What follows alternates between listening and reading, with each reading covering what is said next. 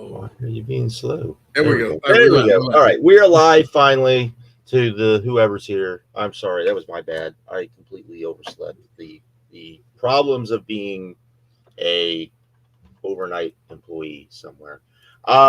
Anyways, we're here. We said we were going to do this. We were here talking about the Hall of Fame. Jake, Double Cross King, has joined us. This was him and Markeem's idea, so the three of us, and Jake has been in our circle probably close to the start. Forever? Yeah, close, very, very close to the start. But we're going to talk about the Wrestling Observer Hall of Fame. None of us have votes. Let's get that out of the way. None of us have votes, so this isn't us. For now, I've talked. None of us has votes. None of us has votes. But we're gonna. If we had votes, this is who we would vote for. This is why we would vote for who we would vote for. So we will get started. Let's go from the stuff that probably no one actually cares about, and we'll go or doesn't think they care about. That would be the thing. Did anyone vote in the rest of the world category? I did not feel knowledgeable enough, nor did I feel like I did adequate research to vote on anyone. What I would say is, if I were to vote for someone, it would be someone like Johnny Saint of everyone that's there, because Johnny Saint would purely influence. Because we can't bring up the guy, but take someone like Mike Quackenbush, redacted, who is pretty much modern day, Johnny Saint. All these guys doing that whole I like lanky white guy lucha with it's no way to describe it. Lanky white guy lucha with minimal strikes and look at all these cool holds and stuff like that. Johnny Saint was like the first guy that we all saw doing that. So if I had a vote there, but I didn't feel knowledgeable about the rest of the candidates to be like, I'm gonna vote for this guy. But yeah, just Johnny Saint is the name I was most familiar with by the rest of y'all. Johnny Saint he's not a terrible candidate by any means, but I think he's kind of like a lesser version of like Fujiwara in terms of influencing a niche style which I mean, I guess Fujiwara's style has been kind of revamped multiple times, and we can talk about that if we touch on him, Fujiwara in the Japan region. But Johnny Saint, yes, he influenced a lot of very popular guys with kind of the indie. You can say it, lanky white guy lucha. You can say it. Lanky white guy lucha. Yeah. A good old Chris Hero from Ohio, and Mike Redacted, and all those people, and Nigel and when Skida kind of got pushed out of the Chikara training fold. I think a lot of people I think they kind of rewrote their own history and made it about Johnny Saint, which you could which I think is an underrated part of that, where it's kind of like, well, we don't really want to talk about Skida because we had a falling out, so let's that's a good point too. That is a good point. It's a good point. So did he help train at the Chikara Wrestle Factory for a bit? I think he there. Skida or Skida there for like a little bit. Skida was there a lot. A lot. He was like mostly he was like the frequent tag of when Milano Collection AT would come to the States. He was almost always tagging with Skida, and I think that was more than just Chikara. I want to say they were tagging elsewhere. By the way, if you do not know it, Jake is Mr. like Chikara. He probably If you want to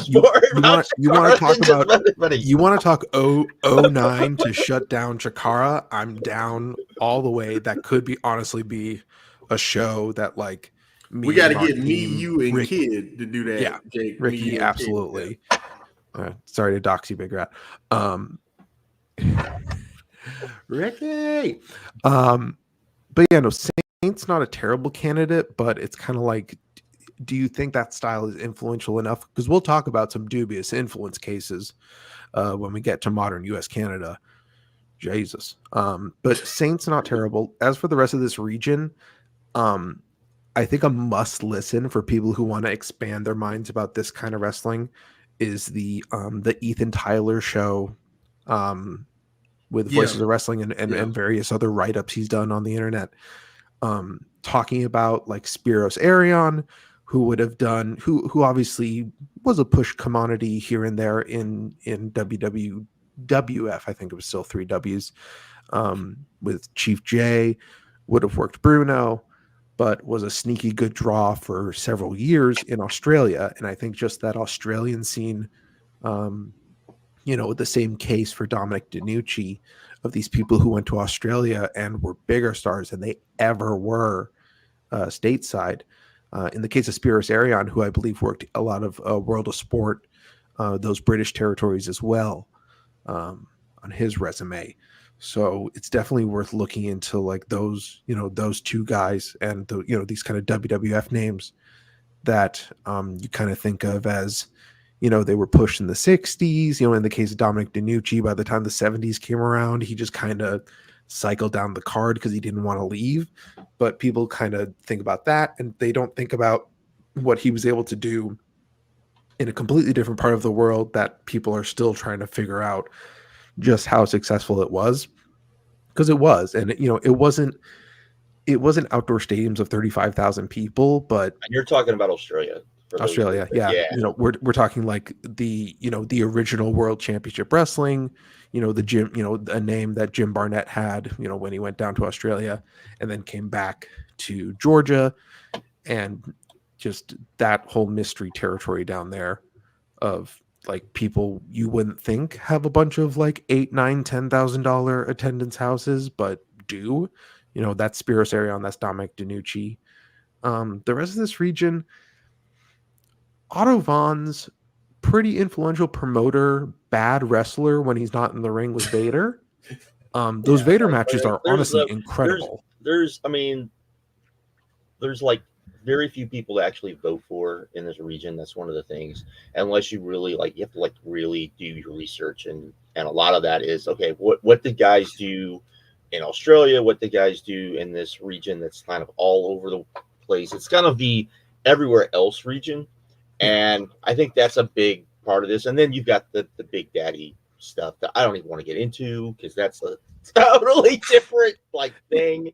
We'd be here an hour just talking. So the thing with him is his draw ability is so different from every other wrestler because he was a sideshow attraction. So how do you really gauge that? It's tough, man. It's so hard to talk about Europe. Yeah. And then just the way he left, the territory when he finally left, I think that, but anyways, but we'll move on. Okay. So that's the world. So which one would you guys like to talk about? You want to talk about Mexico? I feel like we should save modern US and Canada for last. No, that'll be last. That'll be last. Or do we want to do the non-wrestler category? I mean, it's up to y'all. Whatever I'm done. Let's talk non-wrestlers because I don't think that's a super long segment for us in particular. But no, I think the people that I have on here to me are pretty non. There's a lot of when we were on last time and we said we're going to do this, and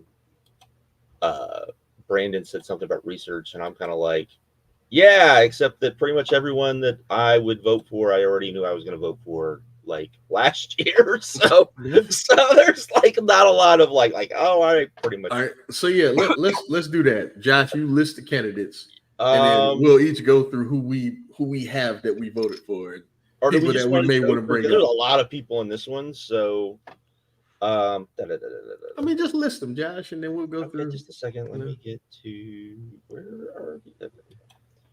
All right, so we have Bobby Davis, we have Bobby Bruns, we have George Scott, Morris Siegel, Bob Knuddle, Jim Johnson, Kevin Sullivan, Mike Tenay, Reggie Parks, Ted Turner, Tony Schiavone, Joe Higuchi, Rosie Ogawa, James Melleby, Dave Brown, Zane Belzloff, whatever.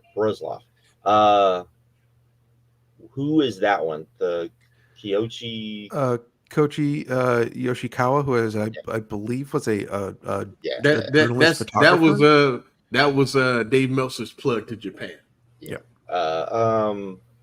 Grand Wizard, Larry Larry. You guys know St. Louis, the Chase. Just say the Chase. Yeah. Roy Welch and Stanley Weston. So where do you guys want to just talk Josh, about who did you vote for in this region? I actually so that's the other thing we didn't talk about. So they kind of changed the way they vote this year because there's like different numbers in each region, in each part. That's usually not the case. So you can vote in everything now.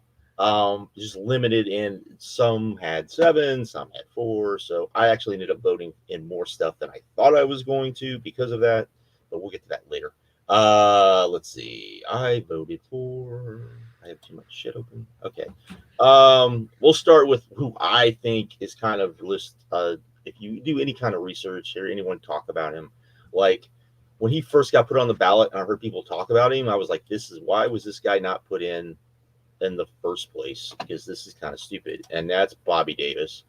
Bobby Davis, if you don't know, Bobby Heenan, virtually everybody that is a manager that is in the Hall of Fame points to this guy as the guy that they basically stole their act from.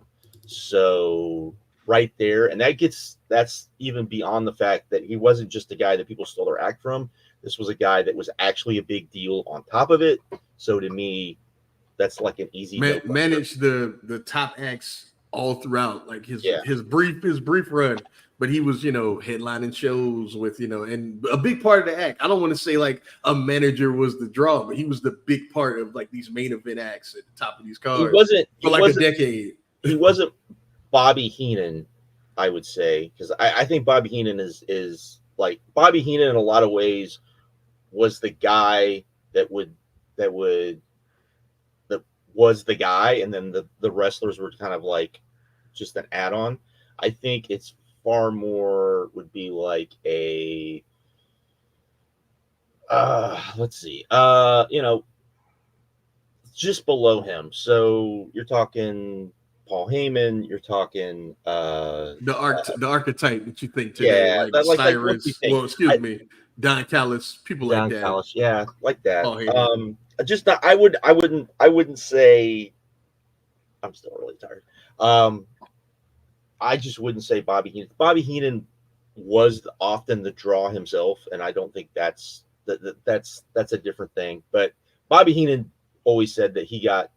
Think about it this way: if Bobby Heenan is the Michael Jordan of managers, Bobby Davis is the Julius Erving of managers. Yeah, that's a really good.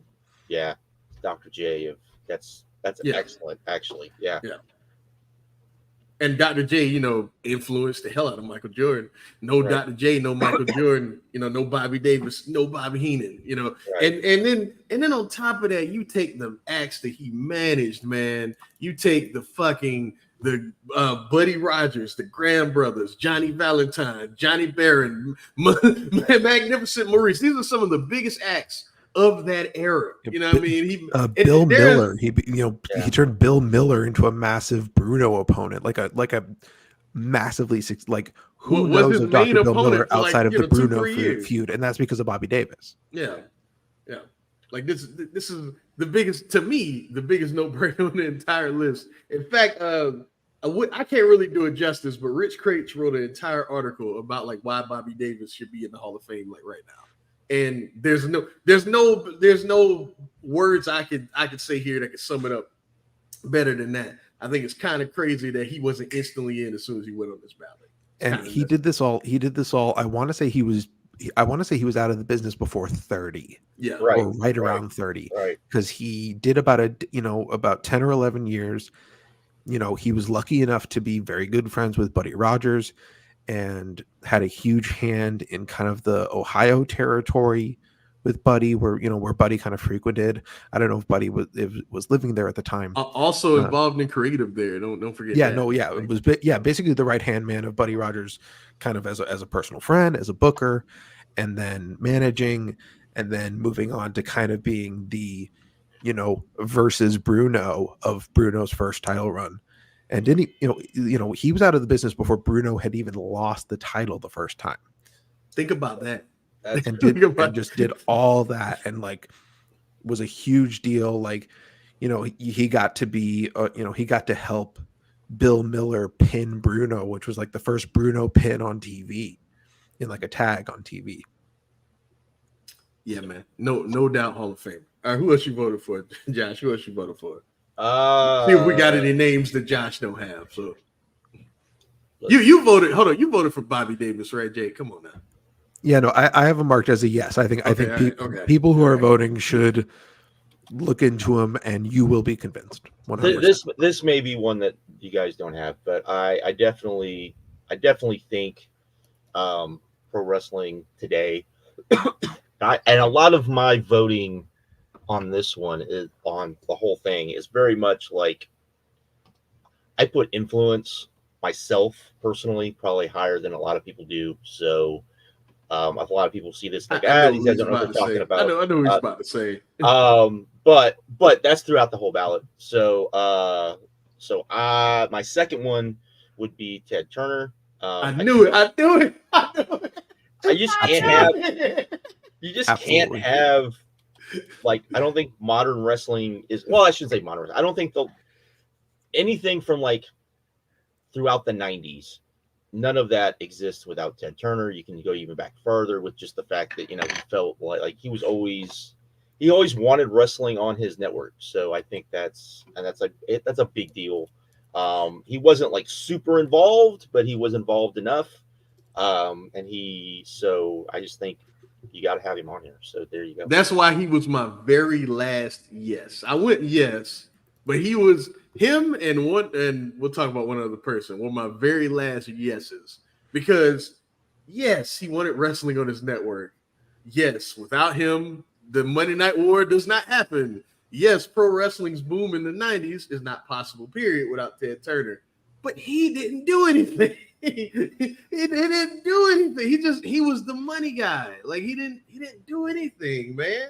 But I settled on yes, just all the things Josh said. I would put him, because it's just a different era of wrestling, as would you vote in an owner of a major like territory back in the day, even if they weren't the one booking it? And I think you would.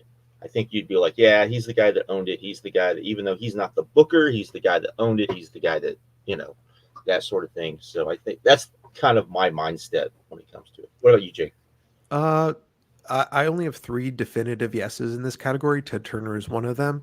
I think, I hate to use this psychology too much, but I think like, how can you tell the story of pro wrestling without blank can get you most of the way there. That's how I settled on yes, Jake. I was like, you can't tell this story. And I think people push the Hall of Fame, the fame part of Hall of Fame too much, because obviously there's a huge issue with drawing being considered kind of the only thing.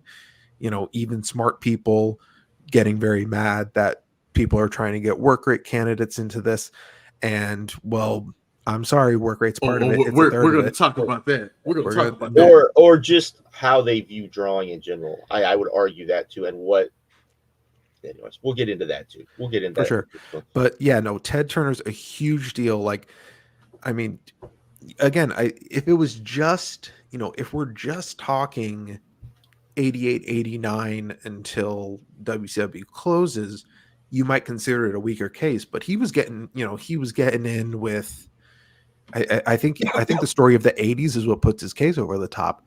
Getting in with Georgia, then Mid-Atlantic, then Black Friday happening, getting Watts in the mix, keeping Georgia in the mix on a different day. True.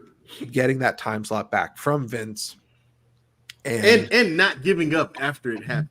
So it's a good point. Yeah, for sure. Sure. And like, he bought a company. That's a huge deal. And I think owners of companies is owners of companies is a weird question. And executives are a weird question.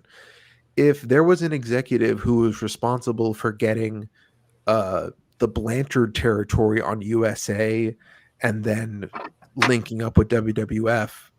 You know, if there was like some like 10, 15-year span of an executive at the USA Network who was responsible for like multiple wrestling companies being on that network, would I research and see if they're worth voting for? Probably. That's a good point. Probably. Man. That's a good point. Are we going to have a talk about Nick Khan in a couple of years? Oh my God. Hey, man. No, we can have a talk about Nick Khan this year. I mean, I'm kind of shocked he's not already on the ballot. But if anyone's close to Dave, I think, how no long rush has for Nick Khan like but been in wrestling though? How long? I mean, I don't think that matters in this category. I think it's very much, I mean.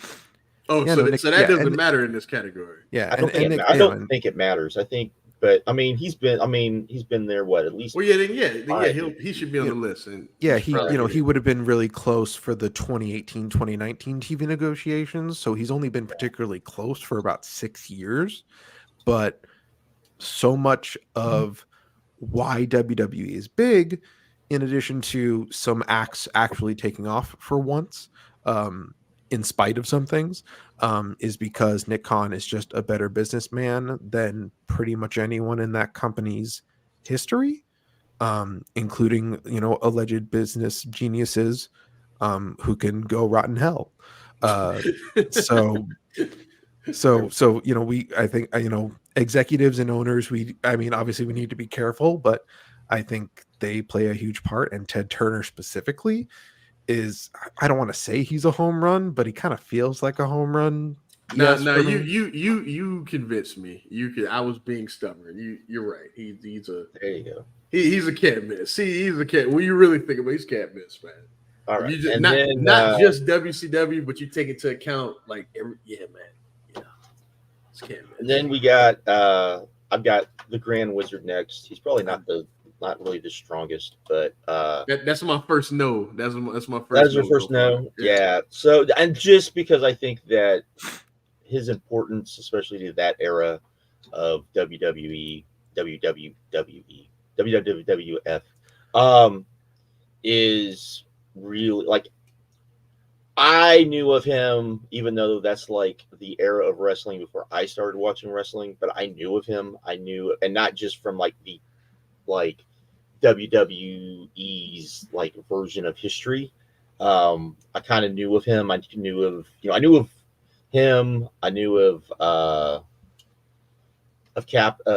Lou Albano, of course, even before he blew up. But all of those guys, and I think that he's definitely of the managers then and WWE was a very manager heavy promotion to an extent, and he was the guy to a lot of extent, and not for just Vince Sr. and Vince Jr., but also outside that as well. So I think that Grand Wizard benefits a lot from being the main event manager as opposed to a Lou Albano. Lou Albano was stuck mostly to tag teams.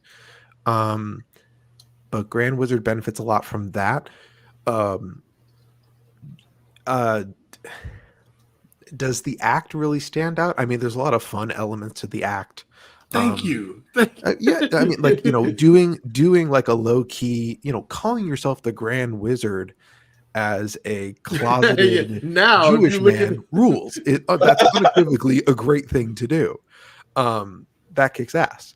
But I don't know, just like, I don't know. There's like I said, this was a guy I needed to do more research on, but he's not a hard no, but he's not some kind of home run to me personally, and I would love to be convinced otherwise. Here's the thing. Like Jake said, the act itself does not stand out, and plus on top of that, if you take his time at the top, like managing top acts, is really short. It would be like saying that like Big L is like a hip hop Hall of Famer. If you know music, you know that. Like the run is too short. It's just nah. I can't do it. No. I thought about it, but can't do it. And then who else do I have? Who's a hard yes? Who's a hard yes for you, Josh? Just the first two that I mentioned. Just the first two. Yeah. There are other people on this list that I probably just need to do a little bit more research on, just because I'm not. Look at this guy unprepared. Me and Jake were prepared. No. Like no, only not because of that. Because to convince me, I put it that way. Like Stanley Weston should probably be in, but I just personally don't know enough, and that's really hard for me. I mean, Josh, he created PWI. I get that. That was enough for me. Like, look, say what you will about PWI, but you Josh, like you're older than me. You remember when that magazine meant something. Hell, I do. I mean, too. but it wasn't the. Oh, but it wasn't the. I mean, yeah. I mean, he created it, man. I think I'm just being a hard nut. Like to me, he's really close. But then like Bruns and Morris Siegel and Welch, like I just don't know enough about those guys. Like Weston, I get, but there's parts of me that I don't know. I think I'm just being stubborn on Weston. I think my own personal bias is being stubborn. Wait, were those your only two like definite yeses, Josh? Like, yeah, those Bobby Davis and Ted Turner. Yeah, that was it. I mean, I'm only at three, Markeem. I would say, I didn't do enough research on Bruns. I want to do more research on Siegel. Roy Welch's case was good. It didn't feel like a yes to me. Right. Weston, I think there's there for Welch.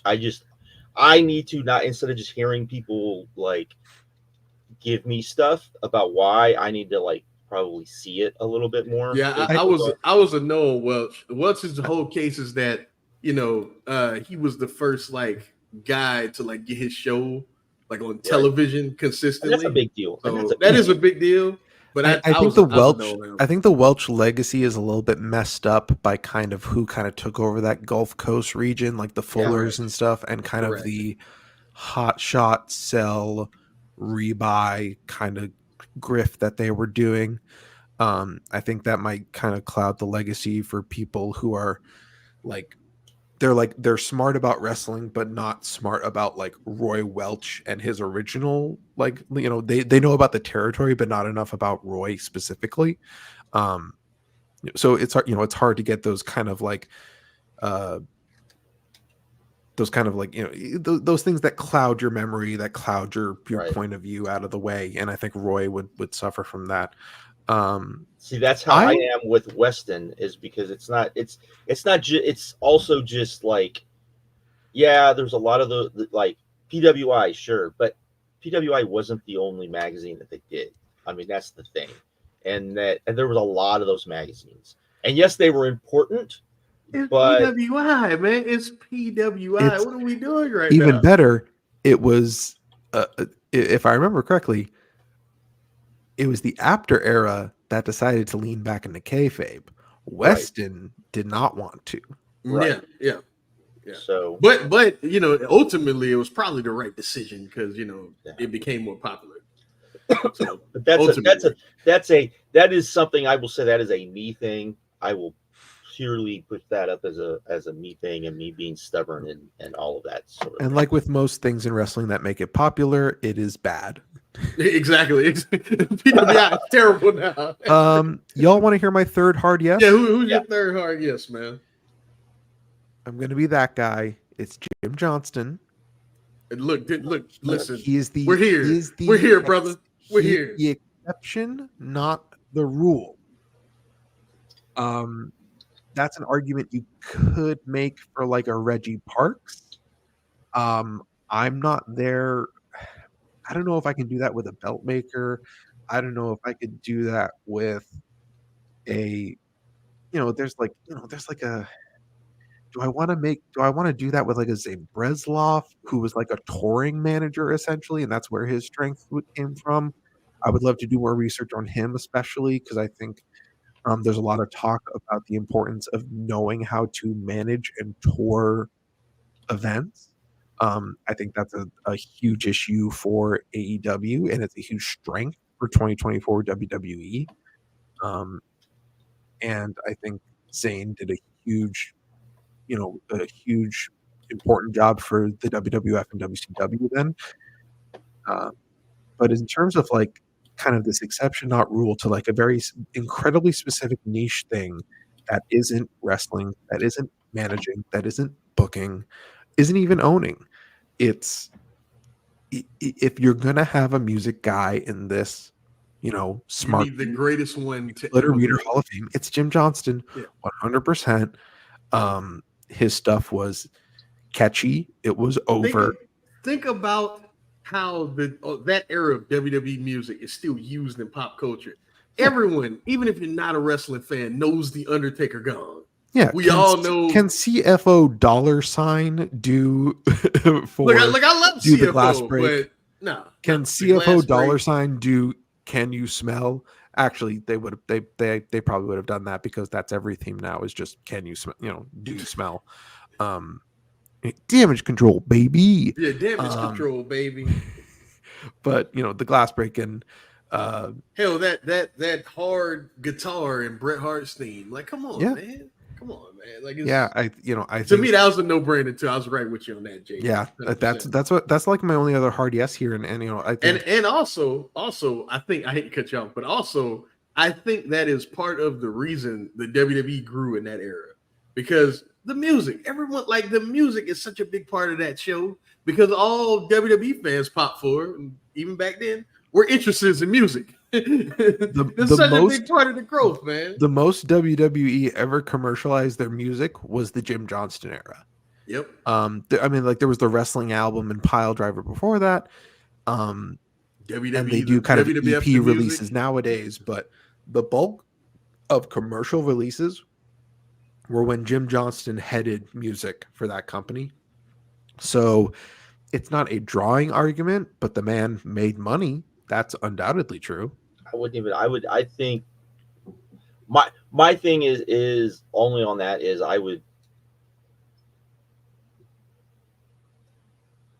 am not like this is my thing is I grew up like he probably is. I just have to get over the non-licensing music thing because I grew up in a time when you still had, actual music, like you had real music, and so lead people to the ring. When like people like even him would try to do like the Road Warriors, and they would try to do the WWE version, and it was so just not as good, right? Or the WWE version of Enter Sandman, which is just absolutely horrendous and never should be talked about, and yet I'm talking about it. But all of that stuff because they wouldn't license music. That's probably a lot of where my thing about not voting for him is. I just need to get over it. Travis brought up a good point in the chat. His music was requested on radio stations, which is a fact. That is true. Oh, okay. Hey, man. Hey, I got another hard yes that I was like, man, not a hard yes, but someone that I thought about till the last second, but then I was like, it's just not strong enough. And that was Tony Schiavone because I don't think it's there. Yeah. Listen. Tony Schiavone, who was the voice of WCW? Who was the voice of WCW? But he wasn't WCW. But I know that. I know that. But I feel like if this second lease on life with AEW, right? Think about like maybe 5 years from now, we're thinking, you know what? You know what I mean? It's something worth thinking about. Like if he keeps going, because he's good now. Can we agree on that? Like Tony's good now. Undoubtedly, he's good. Yeah. I don't think he's Hall of Fame level good though. See, man. Here you guys go, man. I'm just saying. If this keeps going, but I get it because I did not grow up with him. That's the thing. I did. See, I did. He was like the number 3 guy in WCW when I would have been impersonable, and then he was the guy, right? But he was the guy under what Eric Bischoff thought that wrestling announcing should be, which was bad. And then he was gone, and then he came back, and he was good. I just don't know if he's that good. Just saying. I thought about him hard. Oh, I think I settled on no, but I thought about him. he's been kicking ass in AEW. It's like a huge redemption story. I have to convince my friend every day that he's actually good now. Just because he heard like some WCW 2000 commentary doesn't mean he's bad forever. Don't let things cloud your mind, friends. But that doesn't change the fact that he did stink it up for 3-4 years. And now were there mitigating circumstances? Did he have to call a bad product with a poorly run company?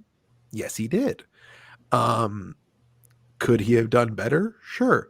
I mean, Jim Ross had to call 1999 WWF, and he did fine. That's a good point. And he did fine. And look, that's a good point. And he had to call what? He had to call 96 WWF. Yes, and he had not a ton better. Right? He had to call like some real bad stuff. Yeah. Well, that's why Jim Ross is one of the GOATs, man. That's why. But I'm just a big, and that's why he's in, and that's why Tony Schiavone is in. That's math, baby. Okay. That's math, baby. Michael Jordan is in the NBA Hall of Fame, and so is Tracy McGrady. That doesn't mean mean Tracy McGrady doesn't. You know what I mean? But there's levels. I'm aware. Absolutely. That doesn't mean Tony Schiavone still is a legend to some extent. Yeah. I get that, but I would say that if you look at the other announcers that are in there, he would be way in below them. And I think if he was a step below, that would be different. He's not even a step below. He's like the only way he's going to get into a Hall of Fame like this is if he was to take over for Excalibur for years. If he became the front man of play-by-play, can he do that anymore? I don't know. Okay, fair. I don't. But like, Tony's a great. That's a good point. Tony is a great David Crockett calling TV style color and third chair guy, which you would think Excalibur should be the third chair guy, but he's just done so much play-by-play that he can actually keep up with kind of the AEW style of wrestling. I don't know if Tony, bemusement is delightful and wonderful, but it doesn't make for great play-by-play, because then you're just kind of becoming Matt Stryker, and that got old very quick. Hey, you know what I can't wait for, Jake? I can't wait for me and Josh to have this conversation like 20 years from now about Excalibur. That's going to be fun. That's going to be fun. Whatever. Anyways, I've been telling this man Excalibur's been good for years. I've been telling him this. Me watching a 2008 video and Josh just saying, "Great shows, mute them." Mute them. Exactly. I wasn't the only one that said that, by the way. I am not the only. There were a lot of people that said if they listened to the commentary for PWG shows, they would have very different opinions of PWG shows. Credit you guys were sources. Wrong then, and you're wrong now. You guys and also somebody brought up Mike Tenay in the chat. I love Mike Tenay, but no. I love Mike Tenay, but no. Roy Lucier can vote for him if he wants. Yeah. Have fun with all those tapes. Yeah, like if I would say if he had left TNA and he had done stuff outside of TNA, maybe we could talk about him. Maybe we could. But yeah, like if he decided, hey, I'm gonna do stuff with Dave, like actually do things with Dave, you might have a different take on it because him as a guy who really influenced people outside of the wrestling business into doing things. I think you could make that argument maybe, but that's Josh. Could you imagine 2024 Dave after a decade of shows with Mike Tenay? Could you imagine what Dave's brain would be? Look at Dave's brain now after working with Brian Alvarez for 20 years. I know. That's a good point. Dave is a sponge for better or worse. I am aware there are certain people he just like. We won't get into that. This is not the place for that. All right. What do we rest of the category? Any other strong thoughts? I think I've those were the only people I seriously considered. I mean, well, real quick, I would have voted for Rossi Ogawa if what I was trying to do is I was trying to look and see how much creative input he actually had on All Japan Women. Turns out not much. So Not much. Didn't vote for him. Yeah. Like there are, I would probably, after I do, just like I said, Bobby Bruns, Morris Siegel, Roy Welch, those are people that I probably should vote for, but I just can't bring myself to doing it. So that's a me thing. So, but yeah, if we're done here, so I was not gonna vote in Mexico, and then you guys were like, "Oh, it's 4 people," and I was like, "Oh, okay, that's different. Then that's different." Because especially when I saw that there was somebody on the Mexico ballot that I was like, wait, what? Why is he there? But it doesn't matter because he should be in the Hall of Fame. Would probably give some stuff away. Go through the candidates because I bet we all have different people here. Oh, I'm sure. I didn't know if you guys, but I didn't think you were voting for Mexico. But did you do the same? Or did you do the same thing? Like I have bits and bobs. I would not have voted if it had been like how it used to be, because I just don't feel like I know enough, even though Joe says this a lot, and I find myself being in the same way. I've probably watched enough Mexico that it doesn't matter, but I don't feel like I've watched enough Mexico, if that makes any sort of sense. But let's bring it up. I think a huge thing for me would be to dive into, because I think that plays an important role in this current lineup on the Mexico ballot. I think looking into the early 90s EMLL, CMLL, and then that split with AAA, I think is a huge part of what makes you've never seen that ballot stuff, interesting. Because it's fascinating. It's fascinating. Okay. We'll go down the list. Hurricane Ramirez, Angel Blanco, and Dr. Wagner, and Doriel Dixon, El Dandy, El Helio De Santo, and Octagon, Gran Hamada, somebody else should be doing this. Los Hermanos Dinamita. Yes. Triple A La Parca, Masqueradas Sagrada, Psycho Clown. Who's the next one? Sangre Chicana. Yeah, and then Volador Jr. So who wants to go first? All right, so I'll tell y'all who were the can't miss guys for me. All right, so Diamitas 100%. Yeah, 100%. I agree with that. If Conan, we know Hall of Famer, amazing draw. Like, say what you want to say about Conan now, but Conan in this time period in the 90s was, maybe the biggest star in all of Lucha Libre. And like these dudes were like right there with him in terms of draw ability, especially Cien Caras. Like Cien Caras by himself should probably be in this thing. But if we're just talking star power, now here's the thing for me. I was never a fan of all 3 of them because but they're really a 80s act. Yeah. But the drawing started in that whole time period. Plus, if you're looking at this like as a trios team, you have to understand that trios in Mexico is such a bigger deal than you have to get your head around that. It's the reason UWA has such a huge place, because a lot of the trios wrestling happened there in the 80s.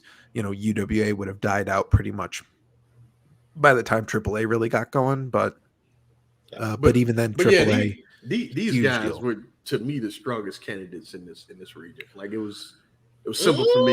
Didn't have to think about it. Who? Hamada. Well, okay, all right, Hamada. Okay. See, here's the thing. I wasn't even necessarily like, he's also one of my can't misses, right? But I wasn't even thinking about him from Mexico. I was thinking about him just period in general. Well, that's what I mean. Since he's in Mexico, I would not have. I probably would have not like I said. It was 4. I looked and was like, oh well, there's 4 dudes that I would vote for without thinking about it, and Hamada would be the top because I think, again, I'm gonna steal one of Joe Lanza's things, but you have a style that in many ways he invented. in many ways, he invented, and he's not in the Hall of Fame, I think is ridiculous when it's a style that is like it's crazy. Ultimo like Dragon. is the genesis like is the genesis of what we would consider the indie style or the modern US style outside of WWE. Literally, even on WWE. Yeah, we're starting to see a little bit on I'm it. just saying, a little bit on WWE. Yeah, but it's not the style they would like to what use. I put here is my notes for Gran Hamada, the godfather of Lucha Wrestling, and the 10-man tags in ECW, Michinoku Pro, and even Battle Arts with guys like Taka, Terry Boy, Men's Tale, Grand Sasuke. I mean, you got two. To me, you have two really big points. You're talking about one of the best workers of all time. I don't think anyone would doubt that. And then you've got just the influence on top of that. So it's just not like, to me, that's enough. And then his drawing record isn't terrible. When he was at the top of those cards for Michinoku Pro, they were packing gyms all over Japan. So look, listen. I mean, if you want to know if he was a pushed guy in Mexico, which is the reason he was put here, when he was, UWA specialized in the smaller guys, when Hulk Hogan went down to Mexico, Hamada was in that tag. That's a huge thumbs up of approval from the company. Like, his case is. I mean, to me, like I said, Hamada, his daughter was a bigger deal in Mexico because of him. I mean, for just having his lineage. 100%. So, 100%. I don't think we needed to spend a whole bunch of time. But. Also, another one of my guys. I had 4 in this category, by the way. Volador Jr. And initially, I was not going to vote Volador Jr., but I listened to the Voices of Wrestling. I did too. Hall of Fame show. Yeah, that makes sense. Yeah, like it make like in my mind, I forget how long he's been around. Correct. That's my thing. That's my thing. It's like, oh yeah, because in my mind it's like, oh, he's only wrestled for like 10 years. For like 10, 11 years, but really he's been around since the early 2000s. He was Mystico's class. Yeah, exactly. And that's how. And he's always been like one of the guys that you can always rely on in Mexico. And look, the last 2 years we've said CMLL is the promotion of the year. The best thing that they've done in those 2 years is him and Rocky Romero. Period. So yeah, to me, like after Rob Riker broke it down, I was like, yeah, man, this is I don't know why. And he kind of took over the training mantle from Negro Casas as well. Yep. So I think even if you don't think he's a Hall of Famer today, if you're not into the work rate candidate stuff, if you don't think his drawing is that impressive, you might be ticking box number 3 of historical significance if this class that he's training really takes off. Absolutely. And then the last guy, real quick, that because I was only gonna vote for those 3. Initially, it was gonna be 2, and then I just listened more to that. That Rob Viper show was incredible, by the way. Very good. And then I started doing like research on guys, and I settled on Sangre Chicana because the work that he did in the 80s, the brawling, all that stuff is like pretty much what, like, when you think lucha, you think 2 styles, right? You think flippy, crazy guys, and you think bloodbaths and hardcore brawls. This guy was one of the top draws of that time period and pretty much pioneered the style with guys like MS Uno and all those other main eventers in that region that were doing that at the time. And I was like, you know what? He was on top long enough for like a decade. So I was like, that's enough. That's enough for me. Yeah, I didn't watch enough. I should have gone back and watched more of his stuff, but like the song, like I've seen some Sangre and MSA Uno, and that's phenomenal. If you follow Joseph Weirdness, Joe Monticello on Twitter, he's been going through that stuff like crazy, and just simple things, seeing all of the lucha stereotypes out the window, where it's like you're watching Memphis, but a little better. But exactly. And just they hit that just like they just hit a punch, and grown men jumping up and down, that kind of super visceral, wrestling really is that simple kind of and wrestling. blood and guts, guys tearing at each other. Yeah, them using like family members the right way, like the camera panning to Sandra Chicana's mom, just like completely distraught that her son is just being destroyed. The way such great style and such like phenomenal matches for that time period, as good as anything from that time period. So I was like, yeah, this guy's special. And truth be told, I didn't even know anything about him until like 2022, like looking this shit up before, because that's way before 80s lucha. I was watching that. There's that Mexico TV wrestling band that I think was, or at least Mexico City, I want to say specifically, and so much of wrestling happened in and around Mexico City, and it was banned on TV. I want to say until 90 or 91. I think 90.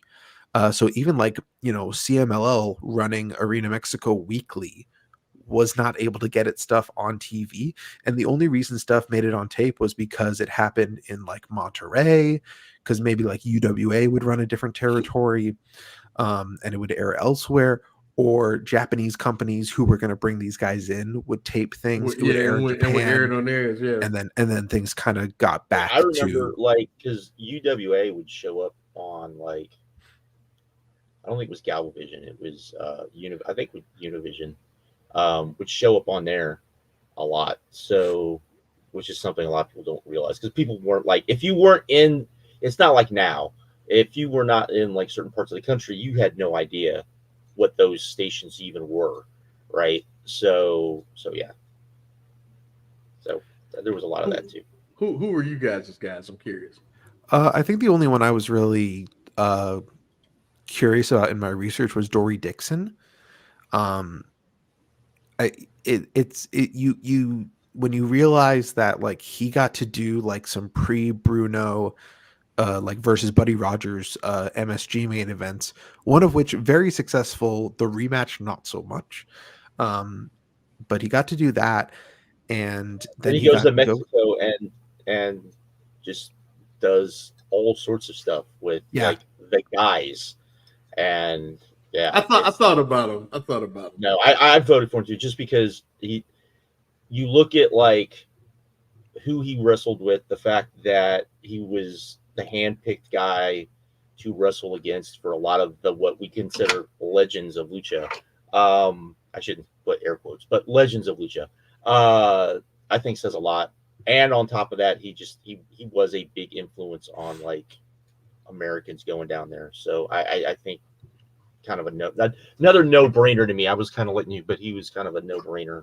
Once he was put on the ballot and people started talking about him, and it was one of those things where just not enough people knew about him. But then once he got put on the ballot and people started looking into him, and you start hearing people talk about him, it's like, oh, why is this guy should have been in probably forever ago. So I think the only person of interest, this is not a person I am voting for, but 2017, 2018, 2019, it kind of felt like Psycho Clown was on his way to a Hall of Fame career, wasn't it? Oh my God. I seriously, you didn't have to like his matches, but the man drew undoubtedly.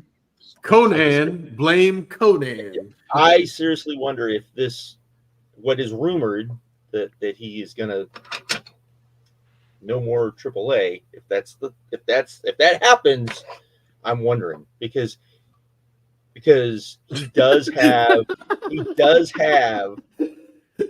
arguably, especially of the newer generation, one of the masks. There's no question about that. Oh yeah. Oh, 100%. Like so there's that, and I think just that, and then even if he didn't go to CMLL, even if he just said, you know what, I'm going to go do US stuff, or I'm going to do my own thing, I think it would be there. Like as much as like I don't think he's great in the ring, the fact is, GCW would bring him in, and it was a big deal, and I think that's a GCW argument, but. Yeah. I think the problem is that if he left AAA forever, I think he would just end up running his own shows, because it sounds like that's what he's doing now. Because I think he's just going to train and do his own shows, and I don't know if he's going to link himself to a major promotion, be it in Mexico, the US or Japan, because he'll do sporadic Japan dates. But in terms of like nerdy Hall of Fame stuff for people like us, I don't know if he's going to chase that if he leaves AAA. But like the way he's booked right now, he's way down the card. He's kind of booked with family, which is like that's fine, I guess. We'll get into take a backseat to Vampiro. Like, come on now. We'll get into guys that should you look at their booking or not later. That's a hint. Somebody in the chat brought up El Dandy, and honestly, no. But El Dandy is in one of my favorite matches of all time, so I had to El Dandy is a guy that I'll say this. Like back in the day, you would get like sporadic tapes from Mexico or sporadic matches from them, and El Dandy was like the guy that you always saw. But the thing is like I think when I started watching more of Mexico, especially because when I really started like paying attention was the initial Sin Cara run, because all of a sudden everyone's talking about this guy that is, oh my God, this guy is massive. Then I started paying more attention. I went back like a couple more years, but you start seeing that, really good, but he's not like that much better than like a lot of Josh people. said Sin Cara, by the way. I said my bad. My Mystico. I still have it. Dandy, I think Dandy and people have confirmed this. Dandy wasn't pushed. Yeah. He was. I didn't know. Of the lighter guys, there were lighter guys who was pushing. Dandy wasn't. I didn't know. I thought he was pushed because, again, like Josh said, back in the day, you get those tapes, and I guess because he fit more of our sensibilities as like Americans. So like when you got those compilations, you would always get like Dandy matches. So I didn't know he wasn't. I had no idea. Yeah, no. Outside of the Satanico feud is pretty famous and had an apuesta at the end, but apparently. He was not, even for a lighter guy, there were lighter guys who got more push than him. So you're kind of leaning on him as a work rate candidate. If you, I'll just go ahead and say this now, because this could be a spoiler for other categories.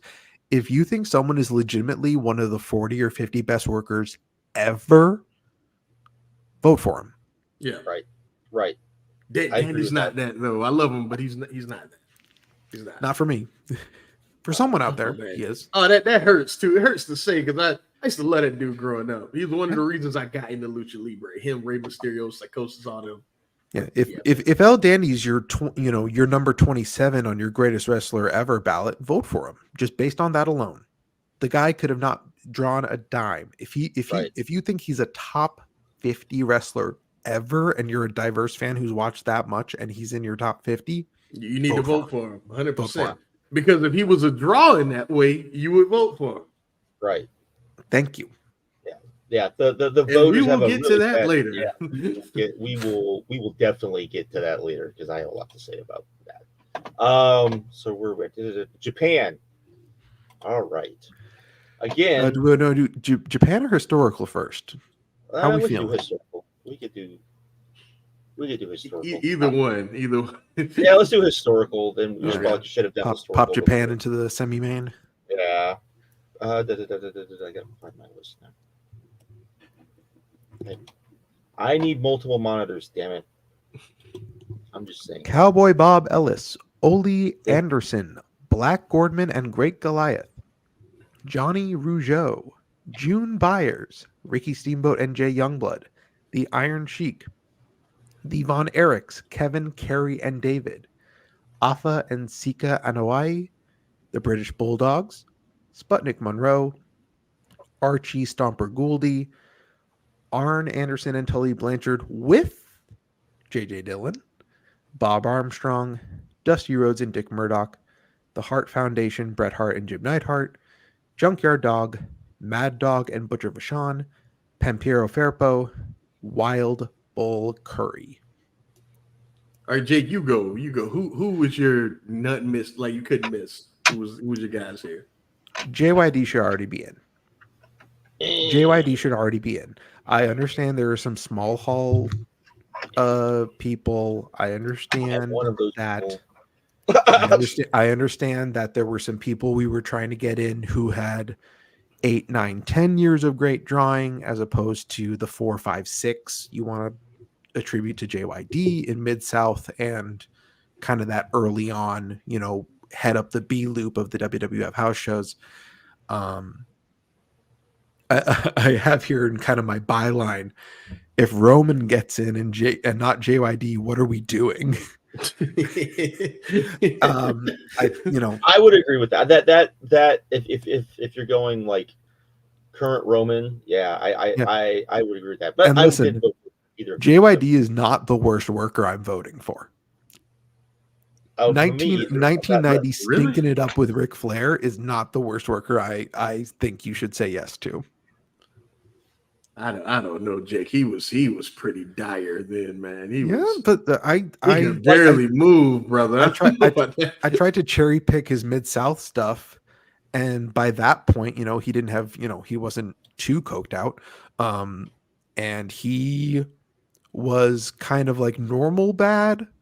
It's just kind of like, oh, this is a I mean, this is a pro wrestler. Like, I'll say this, he was even in WWE, or WWF, even pushed down the card, he was still very much over.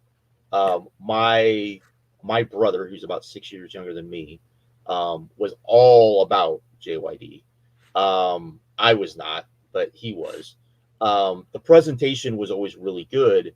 My thing is he just never did anything for me.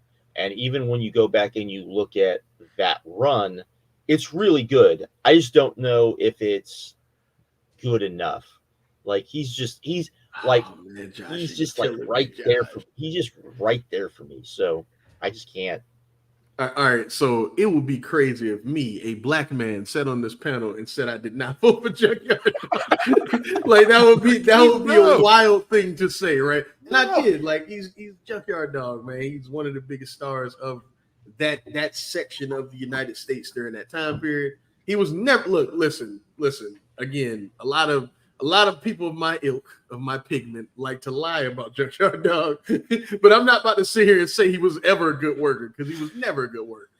But one thing that he was is that he got, actually to some extent he has to be, because he got people to care. I mean, he packed houses that not many people were packing during that time period, and for that reason alone, I had to vote for it. Plus influence, obviously. I mean, hell. You look at the only reason black wrestlers are pushed is because it worked before, and it's because of Junkyard Dog. So, I mean, for that reason, like that, to me, that was enough. That was enough. That's why I went Junkyard Dog. And my ex-supervisor, Richard, he was like, if one of y'all don't get on here and say y'all voted for Junkyard Dog, he's probably going to listen to this later. So he was like, if one of y'all don't say y'all voted for Junkyard Dog, I'll never listen to your fucking show again. That's what he told me. So, all right. Yeah, I had to. So who else you got?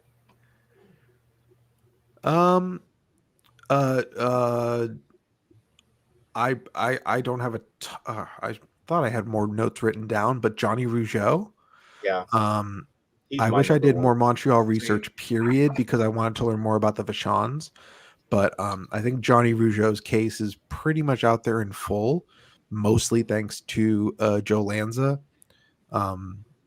And I'm sure there were people before him, maybe there was a Pat LaPrade or someone like that who had gotten out there first. But I think the guy who really passed it along to people like us would have been Lanza, and just how good of a draw he was in a limited territory like Montreal, and surrounding cities.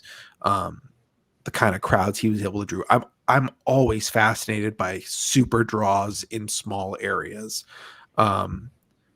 Like just, that was a complaint of, promoters back in the day. It's just like, oh, you can go to Madison Square Garden every 3 weeks and do your, 19,000, but can you do 11,000 every single week at whatever sportatorium rerun here in the South? Can you be Jerry Lawler?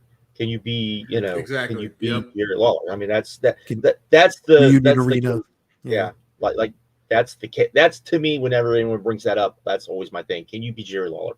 Because Jerry Lawler did it for decades, not just like a couple years. He did it for decades, and that says something. So So I wish I had more to say about Johnny Rougeau. I thought I had more written down. I don't.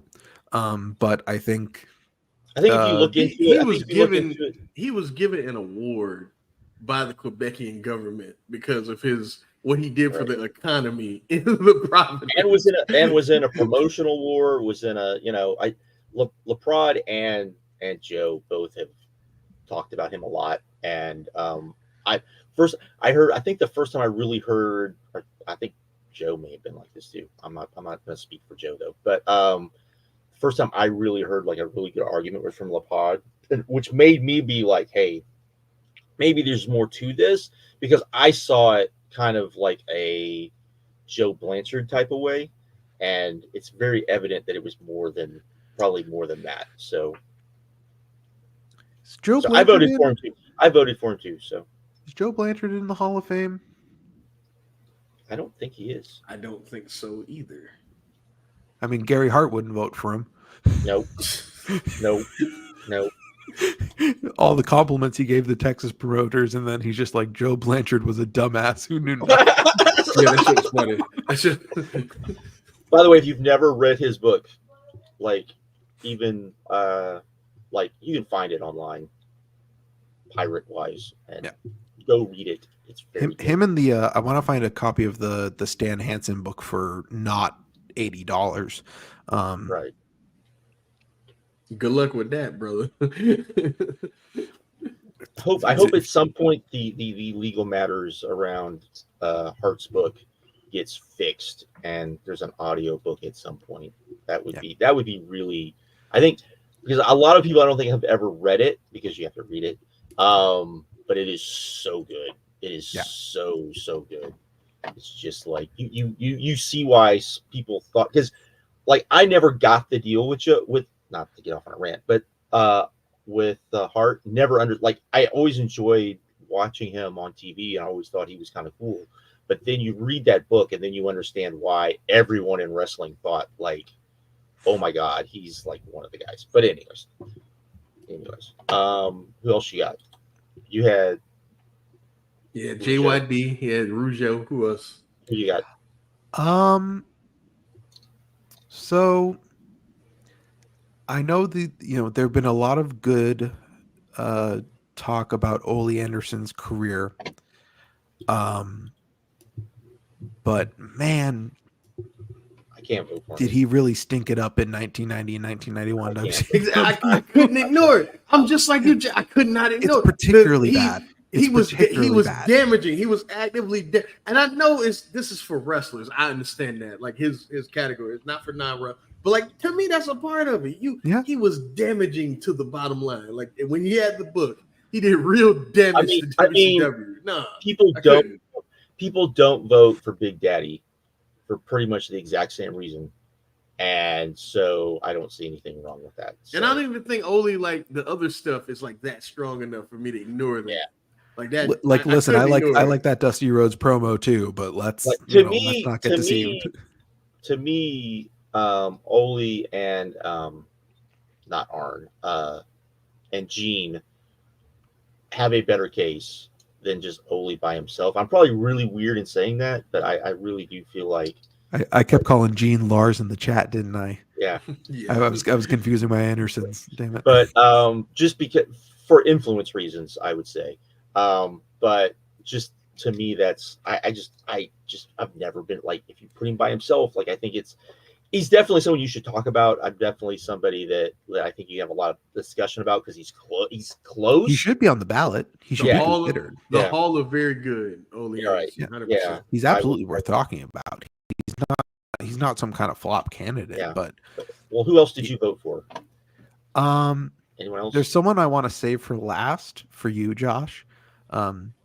I think a person that we need to really talk about is Sputnik Monroe. Oh, didn't vote for him. You did, Jay? I did too. I think he's actually worth talking about, and I think I know altruism and pro wrestling are like oil and water.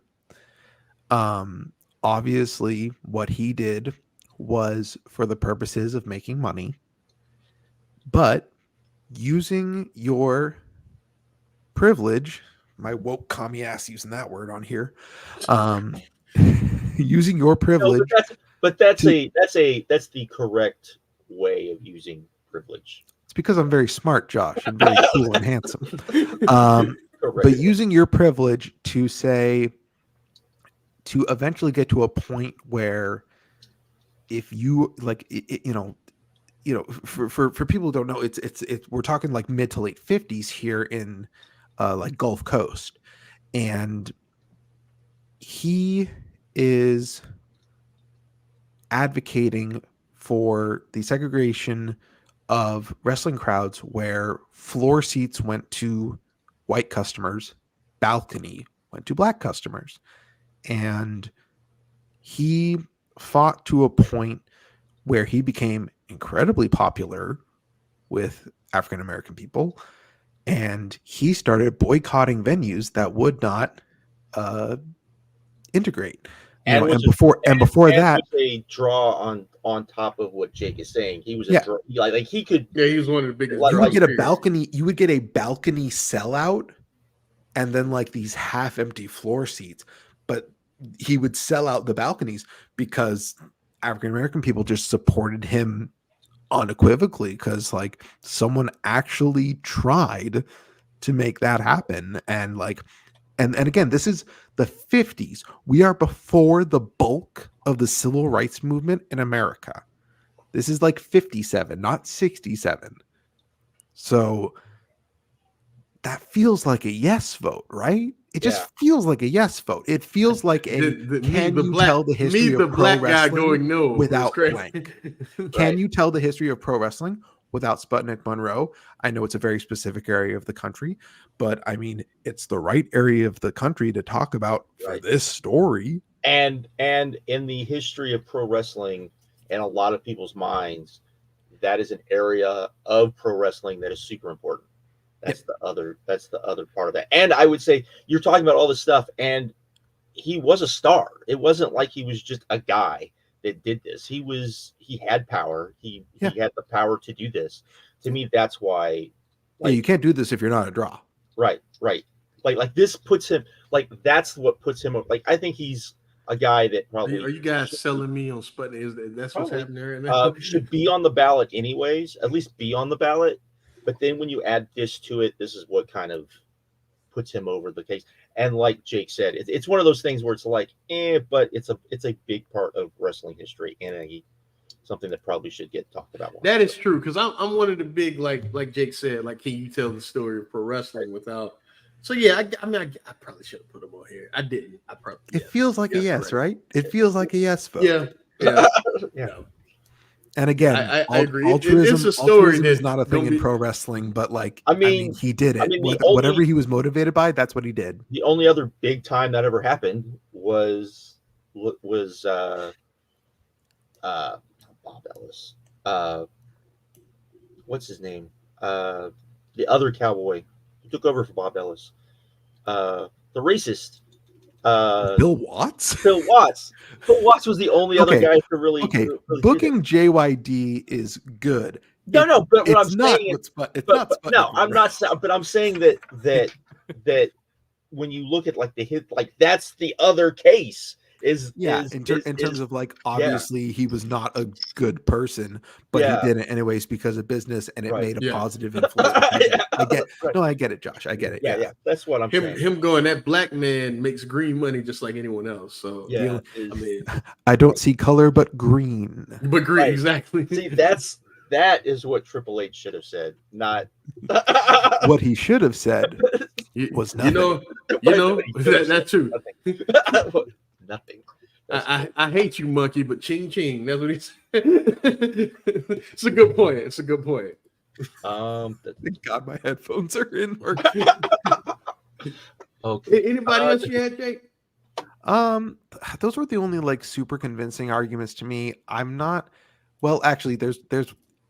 Can we? I think there's only really one more. Oh, here comes the cat. We got to talk the Von Erichs, right? Look. I was Josh. shocked that Josh wasn't like, why didn't you say the Von Erichs? Because you're from the I'm not. area, We're not. Josh. I'm not.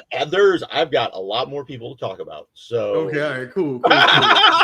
So I'm not. So you voted a bunch in this category. You got a lot voted, of okay. Yeah. Oh, cool. Okay. So the Von Erichs is one of your yeses, right? Yes. Okay, all right. I figured. I was like, come on now, Texas, like he had to. Well, I wasn't there when they were a thing. I was there in the aftermath. And you were Houston, not Dallas, right? And but I was there in the aftermath, and because we moved there in '86, and people still like the Von Erichs, but I was watching World Class because that's the thing people don't realize is that World Class was syndicated. It's a cat. Was syndicated, same way WWE is, and a lot of people just don't realize that the Von Erichs, the brothers, were pushing to do what Vince did, and it was their dad was like, "Nah, that's not the way business is done." It's a very interesting what if that had happened, because even Vince has admitted that they did everything that they did, and that World Class was kind of what he molded everything after. But beyond that, they were draws. They were draws everywhere. I mean, even Kevin, who is probably the weakest of the three brothers' draws, was still a draw. Was still a draw, and on that level, he wasn't David. He definitely, wasn't Kerry. Kerry was closer to being the Hulk Hogan replacement than Dusty Rhodes. Don't listen to that documentary. Yeah.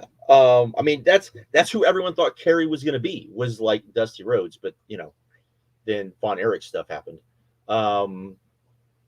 But yeah, it's really hard. And then when you go back and you look and you just see how like crazy the fact that like even after you had the peak, that everything lasted for as long as it did afterwards. Just really, I don't see how you cannot like vote them in. I understand that voting them as a trio seems weird, but yeah, but because David was dead by winter of '83. Yeah, but as far as the influence that the three of them had, like Jake said, can you tell the story of pro wrestling without the fucking Von Erichs? I don't think so. And I think Iron Claw is gonna get. I think. Oh gosh, did they? They were only at 38% last year. They might get in. That movie might help them a lot. They're gonna be a lot higher. Yeah, a lot. Yeah, especially I think because a lot of people. The thing about the movie is, it's a good movie on its own. Yeah, it's kind of like, this is gonna sound weird. I don't know. They forgot a lot of stuff though. Well, no, it's not even that. It's HBO one time did a documentary on Babe Ruth, and they're talking about Babe Ruth, and they get to like they're talking about like the myth of Babe Ruth before they talk about the stats of Babe Ruth, and they talk about the myth of Babe Ruth, and then they go, and the myth sucks because the stats are better than the myth, and I feel like that's kind of the case with the Von Erichs in a lot of ways. Nothing like having to like pull my partner liked the movie quite a bit, and then I had to tell her, right, it's somehow worse, it's somehow scarier. It's somehow worse, it's somewhat scarier. They were somehow a bigger deal than I think even the movie really showed. And the movie did a really good job, but they were a bigger deal than even the movie showed. They weren't able to shoot a Texas stadium scene and not all of the wrestling happened in a studio setting, which like obviously that's what the TV was for the most part, but they weren't showing Reunion Arena. They weren't showing these Texas stadium shows that were between 30 and 40,000 minimum. And you're right. Yeah. So it's I voted for them. Let's see who did it. I gotta find stuff here. The other one that I think to me is just kind of a no-brainer. I know there's a lot of people that don't think so, but I cannot wrap my brain around it. Is June Byers. Thank you. I do not get it. I don't get the argument. You're talking about the number 2 person and really the first big boom. And when she took over, it wasn't like business like cratered, because that's not what happened. And you didn't have another boom of that period for the women until for another 40 years. I'd vote for any, like that whole era of women, all of them. So I don't get why she's not in. I've never understood it. I get her not going in the very first class, but she should have been on the ballot right after, and to me she should be in. So her, I bet a lot of people, I'm sure if I asked my buddy, like, he's just like, if I told him that Fabulous Moolah was not in this Hall of Fame and June Byers might be voted in this year, he would be confused. But here's how I would phrase it to him. June Byers was a main eventer. Right. Moolah was not, and that was the point. She was okay being put down the card because promoters liked her more if she was not pushing to go on last with her, right. God bless, her harem. Yes. That she, right. Abused to get out there. I mean, the people of that generation would definitely probably vote for Moolah ahead of June, just because of how they viewed Moolah and because they liked her and because of all of her, and like you said, the harem and just the way women's business was under her, and they liked that better. Moolah was around for Hulkamania and the Attitude Era. Right. That's why she's big. Yes, and that's why she's big. And you got the WWE like revisionist history of her too, and all of that. And I for a long time did not understand like the pushback from Moolah until someone really set me down and was like, "No, this is why." And I was like, "Oh, okay." I did not know any of that. It's really that Dark Side of the Ring episode. Listen, brother. Listen, brother. And that wasn't even. I would say that's not even all of it. Like that is true. That is true. Like well, you can put on TV. My lady was watching that in shock and horror. She was like, "Oh my god, a woman was doing this." Just because I think, especially modern pro wrestling, I think you have to bring like not just the one person on this, but the British Bulldogs. I think the British Bulldogs are somebody. I voted them too. They were yes for me too. But just on the fact that without like. To me, there's two tag teams. There's three.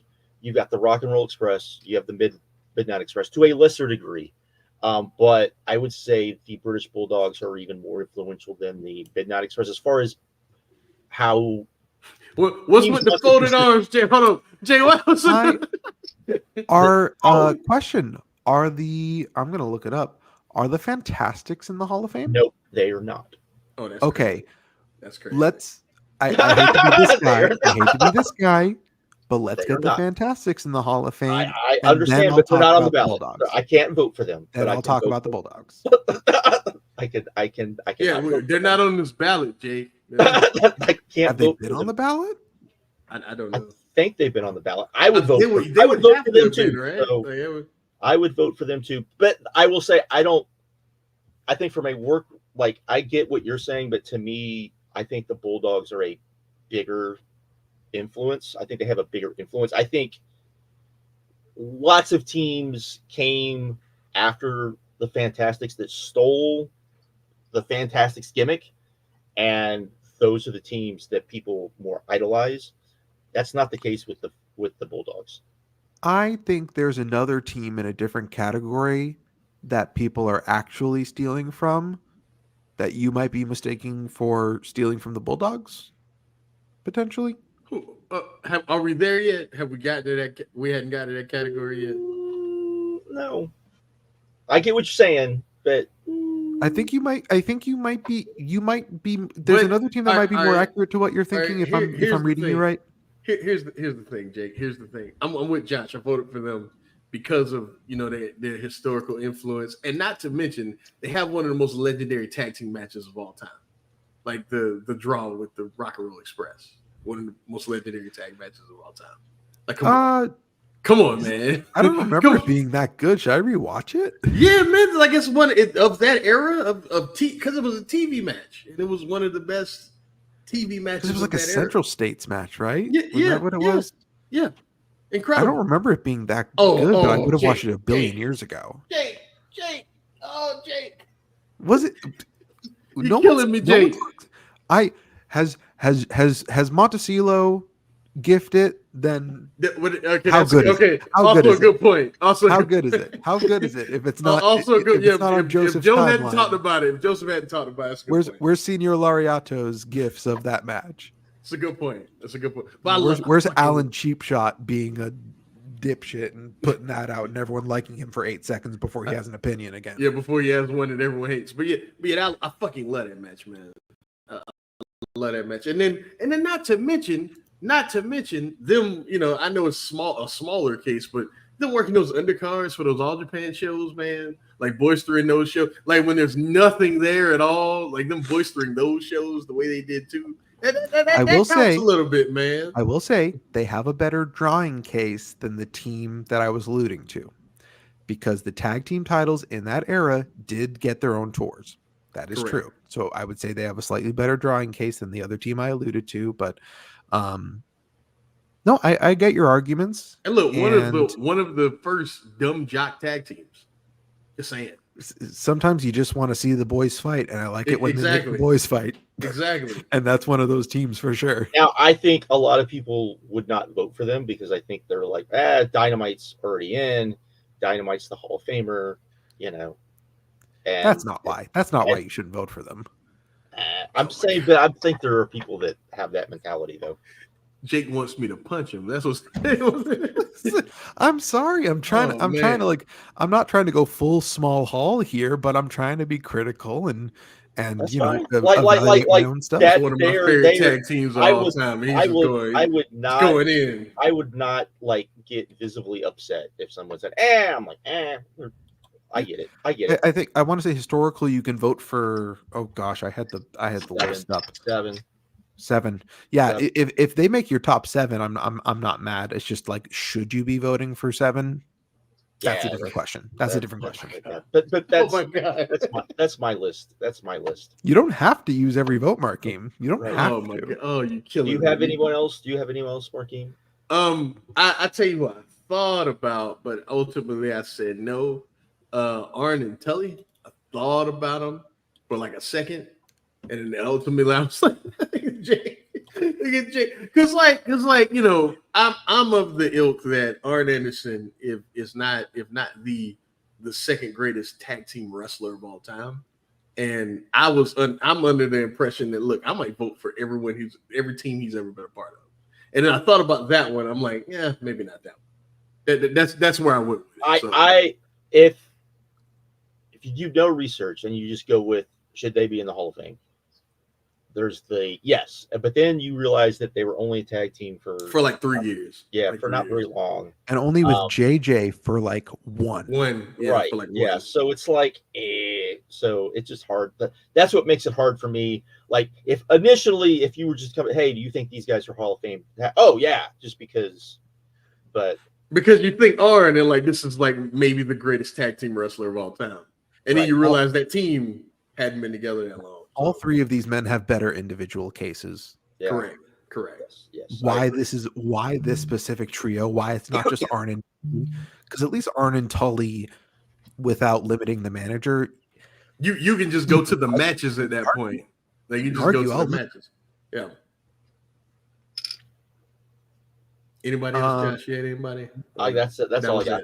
That was it. Shane, that was it. Japan time. Japan time. Oh, this one's gonna rile y'all up. Go ahead, Jake. List them off. List them off. All right. Antonio Inoki and Seiji Sakaguchi, Zack Sabre Jr., Hayabusa, Hiroyoshi Tenzan and Satoshi Kojima, Manami Toyota and Toshio Yamada, Meiko Satomura, Yoshiaki Fujiwara, Yoshihiro Takayama, Shima, Kento Miyahara, Shingo Takagi, and Tiger Jeet Singh.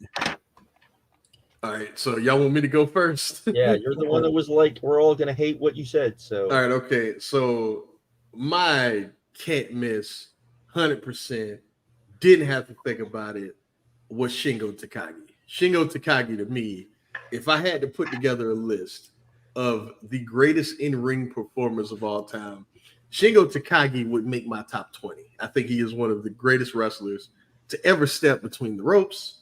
So for that reason alone, I'm putting him in the hall. And then you throw in his draw ability when he was on top of Dragon Gate. Like, look, Shima was the guy.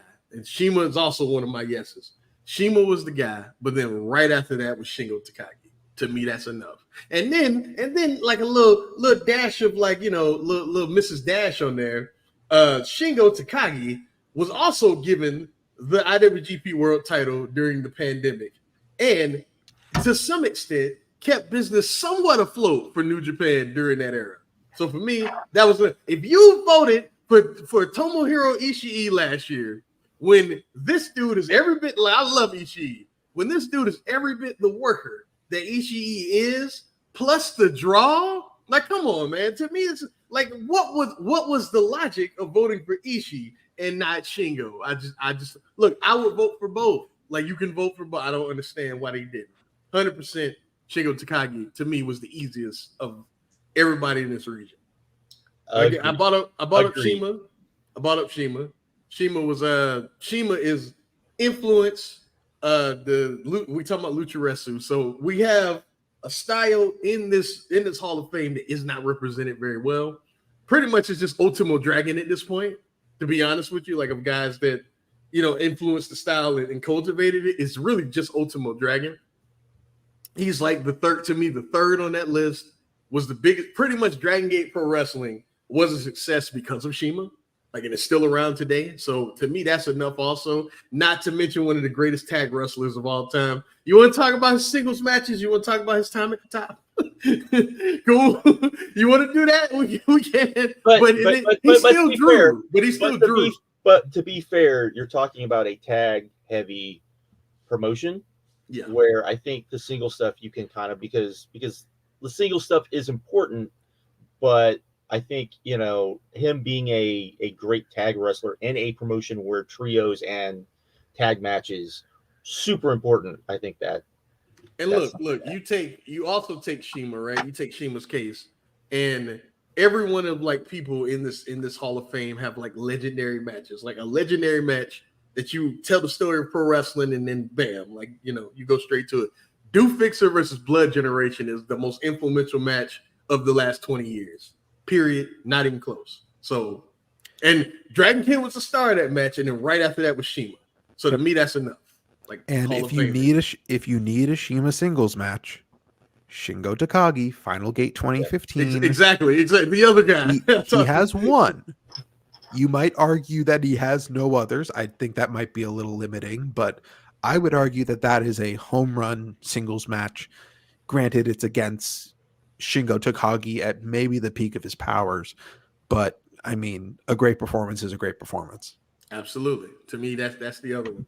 And when he left in 2018, look at business Oregon Hall sellout streak, bro. We have our buddy Taylor in the chat right now, and he told me, he was like, look, Dragon Gate has not been the same since that guy left. Absolutely. Period. That's what he told me. And he is right. He is absolutely right. Shima, 100% Hall of Famer, just for that reason alone. He has since brought that magic to GLEAT, and they've been hitting home run after home run. Okay, Jake. Okay, calm down. Jake, stop.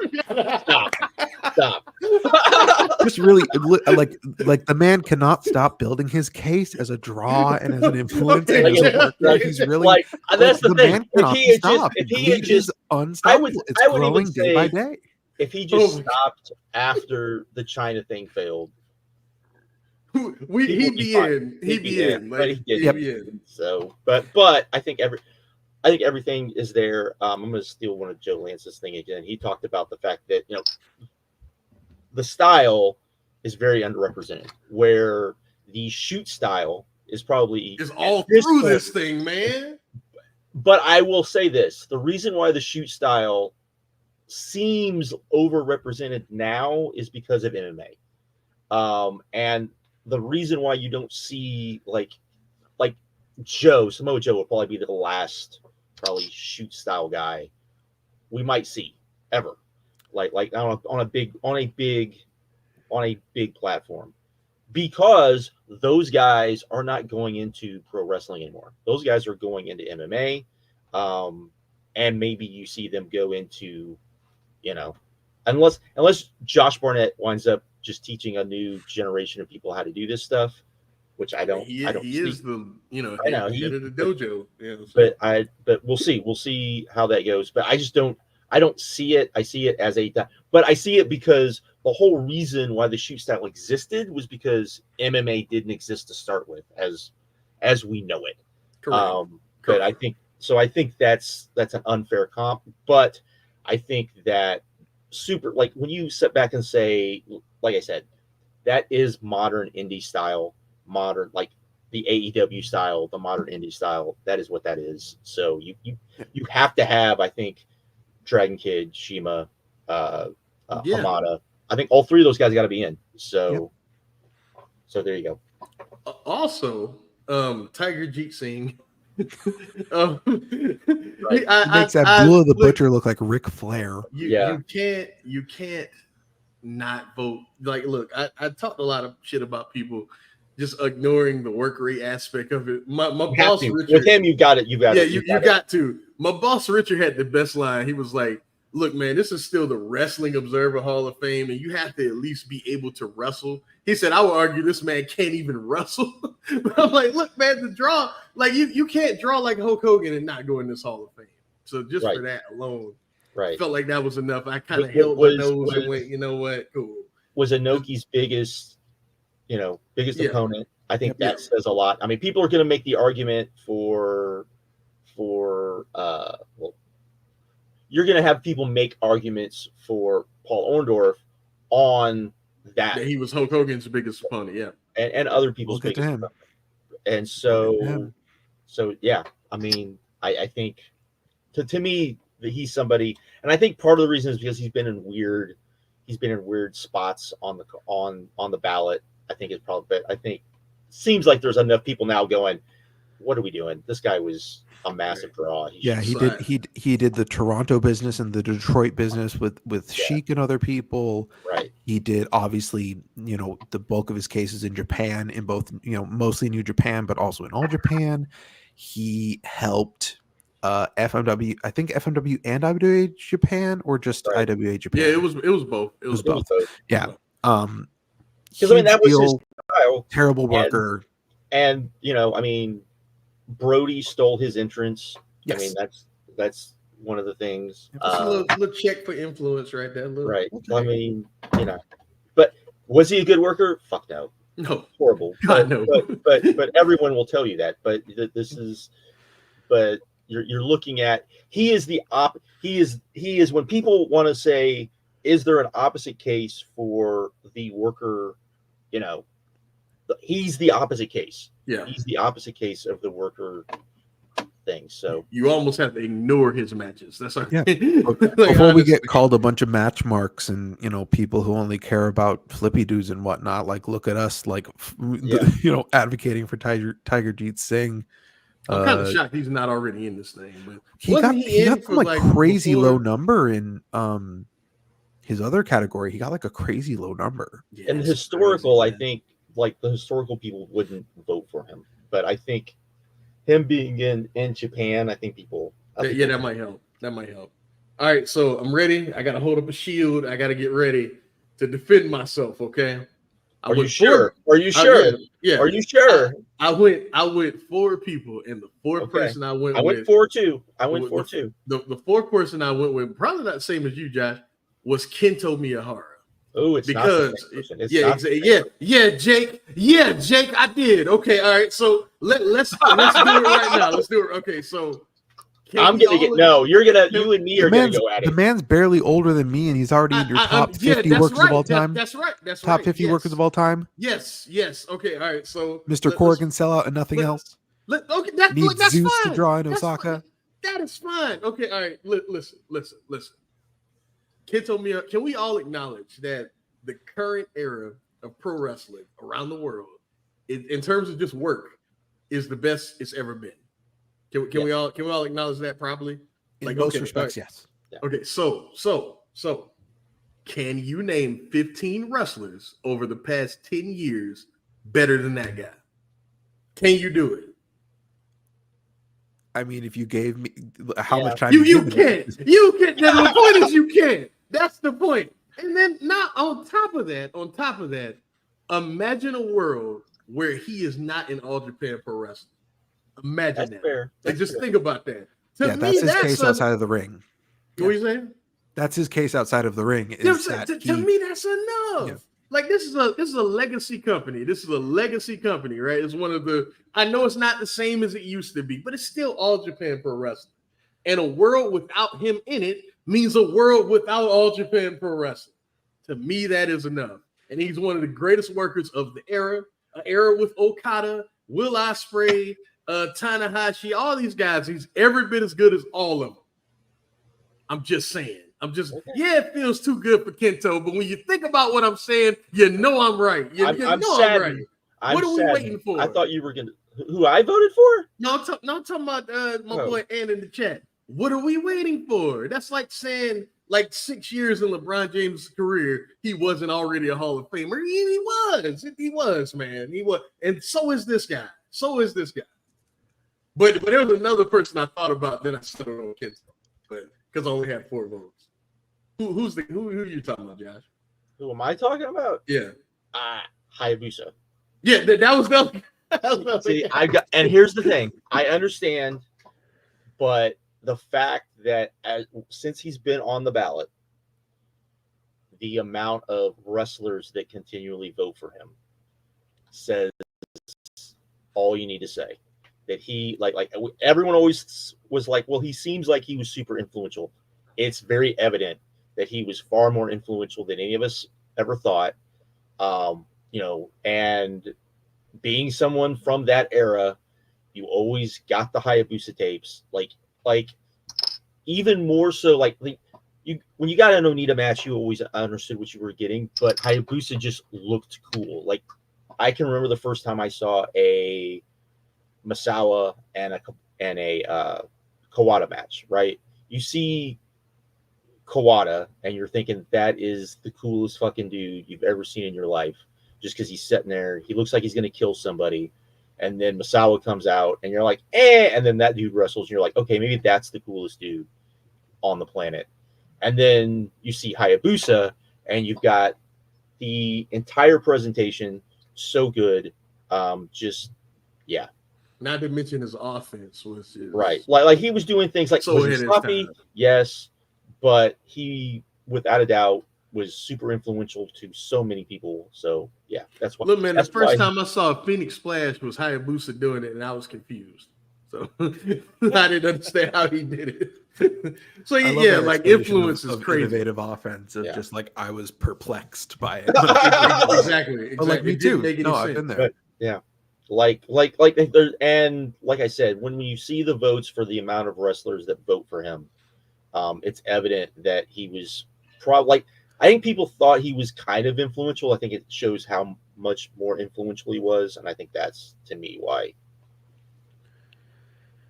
On top of it, he was the number 2 guy in FMW in a time when FMW was super hot, and you either make the argument that's what stopped me. That's what stopped me. You either make that's important, or you say that Onita is like a bigger deal than anyone is willing to admit Onita probably is. And that was my thing. Like when he was given number 1 guy status, it kind of cratered the company.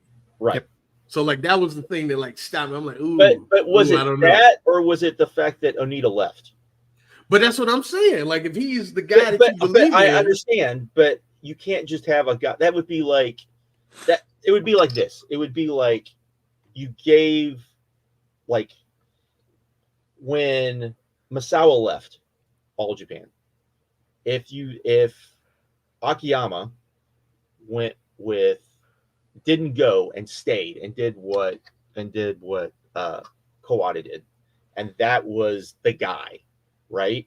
It would have went better. Because maybe it would have went better, but business still would have cratered.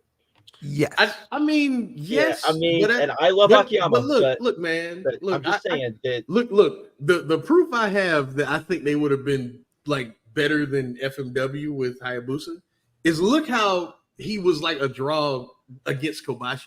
Like he was like the highest drawing opponent against Kobashi. I understand that. I'm just saying that, but that's literally what you're comparing. I know, but I'm saying Akiyama would have did way better than Hayabusa ended up doing. I 100% believe that.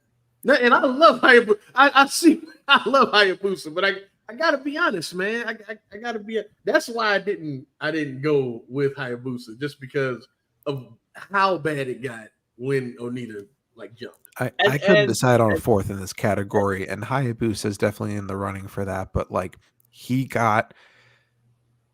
really got kind of fucked over in the hopes of taking over for Onita. You know, Onita does the 1 year long retirement tour. He loses to Tenryu.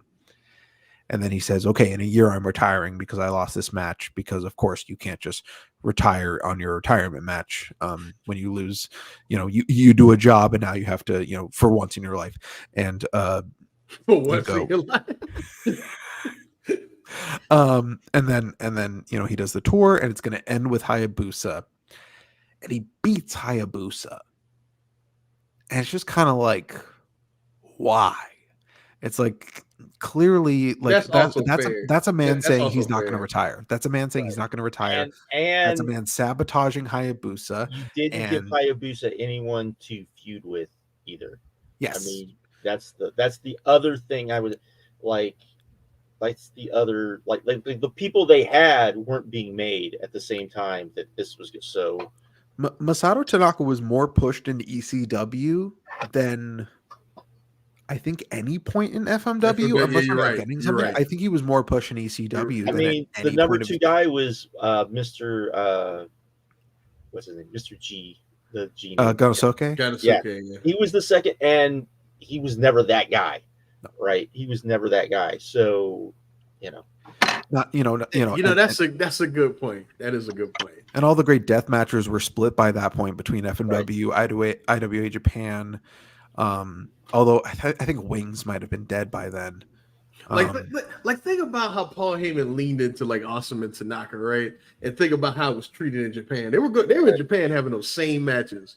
And think about how they treated it over there in comparison to how. That's a good point. I didn't think about it that way. Yeah, we don't think about Awesome and Tanaka as a Japan feud. We think about it as an ECW. ECW feud. That's true. And they were having those same matches. Exact same matches. And FMW drew way more money than ECW ever did.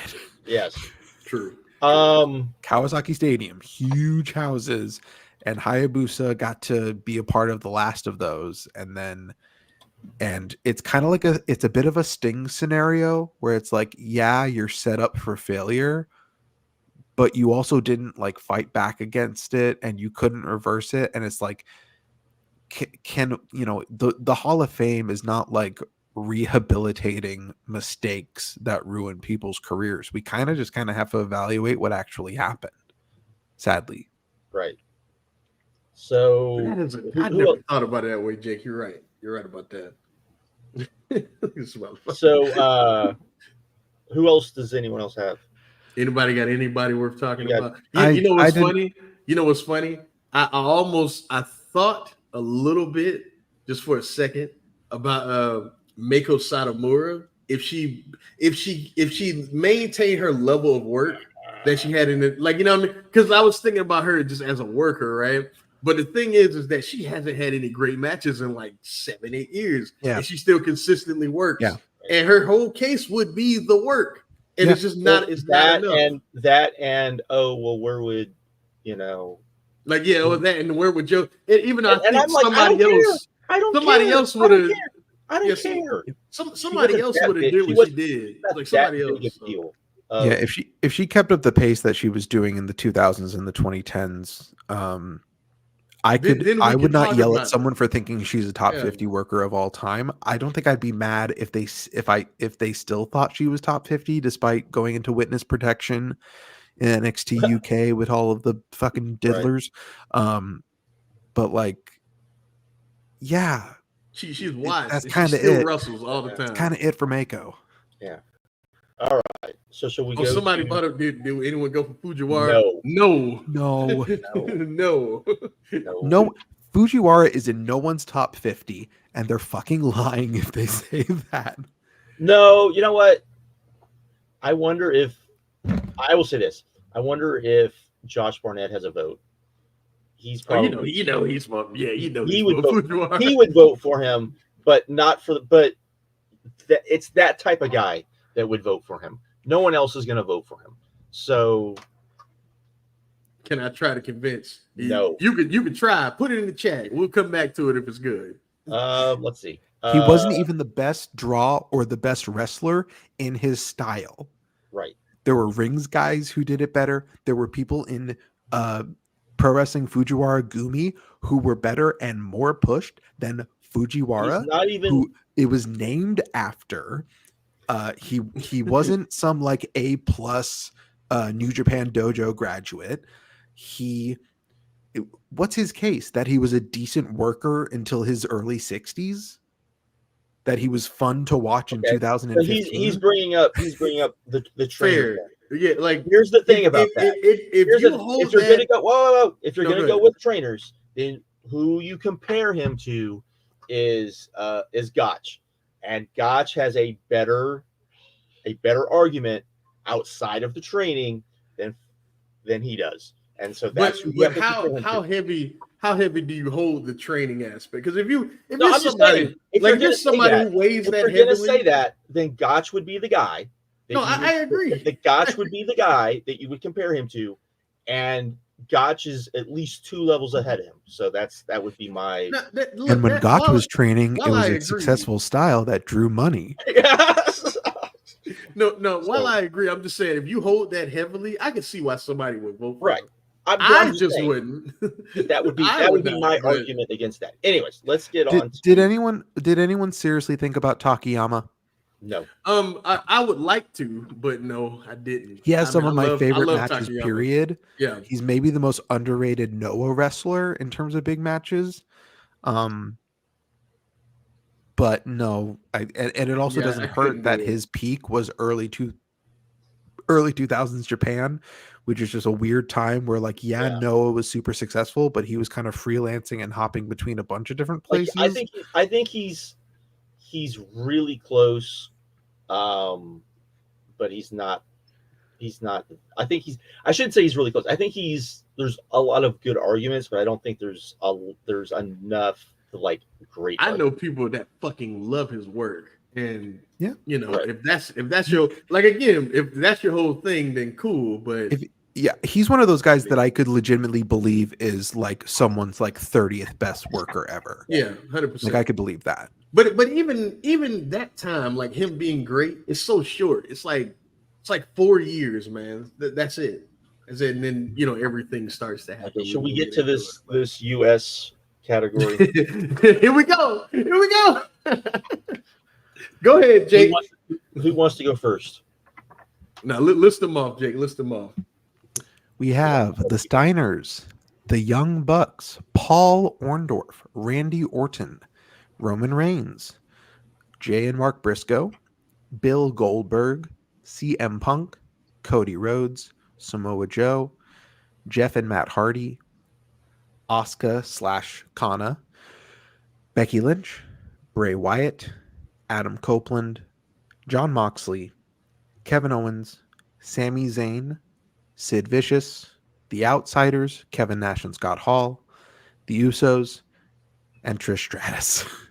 Can't even say it with a straight face. You can't even say it with a straight face. Though I will be fair, I would never vote for her in I cannot imagine a scenario where I would vote for her. But Josh, when are people going to crank their little hogs to wrestling? They got to tune into Mommy Night Raw every week and go watch the Mommy and Daddy show and then pretend that they like the Gunther match. Because if I'm gonna say I voted for Hayabusa, I do get why she's on the ballot. So look, the shot that Trish Stratus is on. Trish Stratus ain't no Ricky Morton.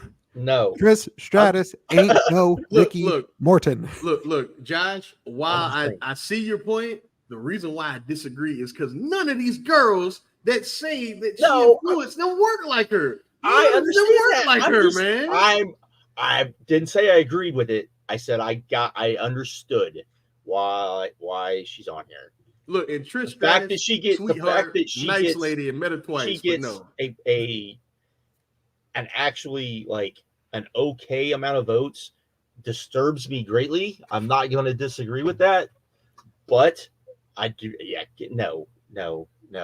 She's Like, been on the ballot 8 years. And I won't don't get fall off because How? people keep voting for this lady. How? Why do y'all keep voting for Trish Stratus? I don't understand. Like, Who are you people? like I said, I get it, but I don't It's all agree the with it. gooners and baiters. They're all fucking little freaks.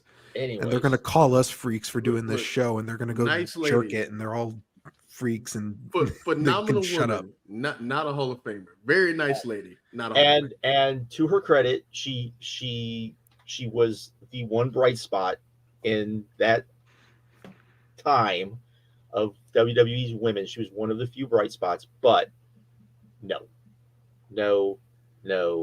and like no.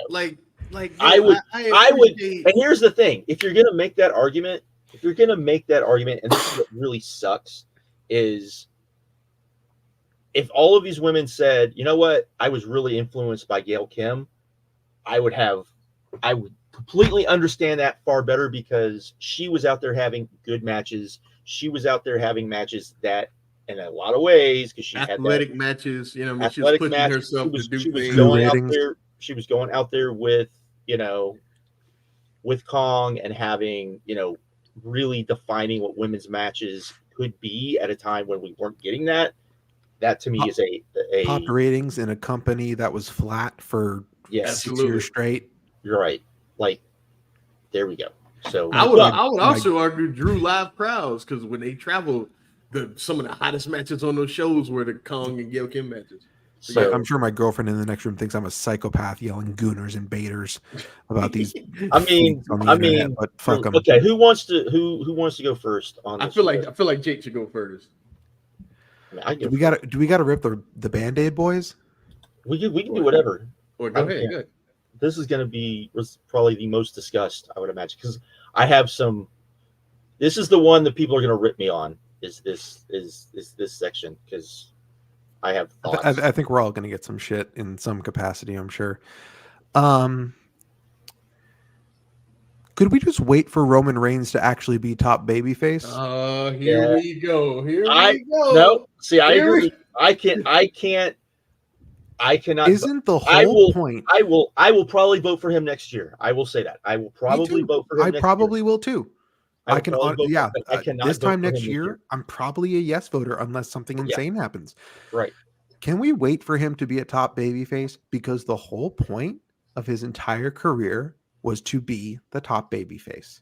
And he's almost there. They could have ran this career track years ago.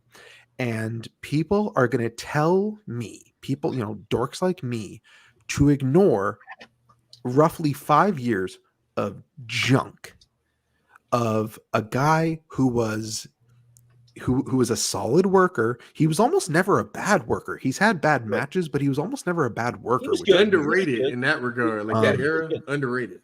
In more cases than you would think, he was the better worker in the ring, which, like, that's on the company for not putting him in there with better workers more often. I mean, like, 2016 is a sneaky good year for him because he got to work with AJ. He got to finally have a Shield triple threat. The Rusev matches were fine. He kind of stunk it up at the end of the year with KO, but that KO fall 2016 push is so historically terrible, and God bless KO on this ballot, but the guy has no hope right now unless there's huge plans for him in the future.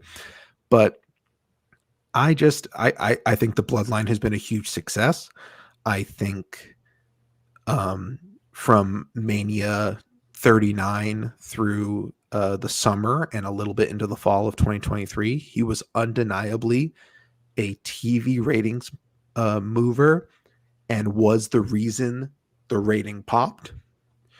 I think before that, there was crutches.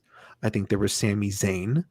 who is the reason the bloodline thing got over, because the bloodline was not over. Basically until then, or maybe a little before. Not over is probably not fair, but it wasn't huge. It wasn't big. Hot. It was not business changing. Correct. It was not a Hall of Fame case right. until Sami Zayn came in. Right. And I think Suit Williams put it best. Sami Zayn is going to get Roman Reigns into the Hall of Fame. Yeah. That's and true.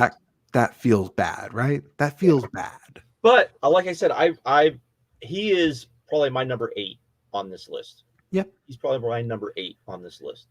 I don't blame you. But no. He's going to be. You'll understand when I start explaining why I have people above him. Because this company, go ahead, Jay. Go ahead. Because this company proceeds to succeed and make money, and either grow or outperform the year-over-year drop, which these past 2.5 years have been the first time in 20 years that ratings either didn't drop or went up. Now, obviously, he had the help of The Rock, better performers. He had the help of actual stars like The Rock, but he had somebody that actually never drew a quarter on his own. Is just wrong. Yeah, but by the time we got to summer 2023, he was the motivating factor behind ratings being moved, and in fall 2024, he's a huge biggest star in the company. Biggest star in the company. So which yeah, we all this said time he next would year, be, he might be an unequivocal which every single person that had a brain said would happen if they would just turn him heel from the start, because that's what needed to happen, because he had that presence of he would turn into the cool heel. We all saw it. We all knew it just because that's the vibe he gives off, and then he could be a face. And Vince, for whatever reason, just was like, fuck no, that's not what we're going to do. And I would, everything you said, the fact that WWE had to keep going back to Brock Lesnar to bail that out, I think is also a snippet. But if he's an over babyface for the next year, I'm going to vote for him, because then they will have finally accomplished their mission, and then I can finally get over the wall in my head that he failed for 5 years. Because the heel run doesn't undo that, but the heel run becoming a face one would. Right. All right, he was the hardest person for me, because you could argue, man, Roman Reigns has been in 2 of the biggest matches in the history of pro wrestling, man. Like, you could argue that, bro. The last 2 WrestleManias were huge, like business wise, and just what they. It's hard for me to say somebody who main evented maybe 2 of the biggest matches ever is in a Hall of Fame. Not to mention being a ratings draw that he has for extended period of time. Like Jake says, how many people in general can we point to at any point that was like a ratings draw for that long? Even though it took a while to get there. He's my number 8. I have no doubt that I will probably vote for him next year. But you just want to see more, which is fair. That's fair. That, and there are other reasons why I put people above him. So no, don't get me wrong. He was my last yes. I went yes, but he was my last. It took literally y'all know how long I was talking about this. It literally took until like 2 days before we started doing this right here that I settled on yes on Roman Reigns. And you know what? It is just because the last 2 years. Plus the fact that, the bloodline, like you said, the Sami Zayn thing is undeniable.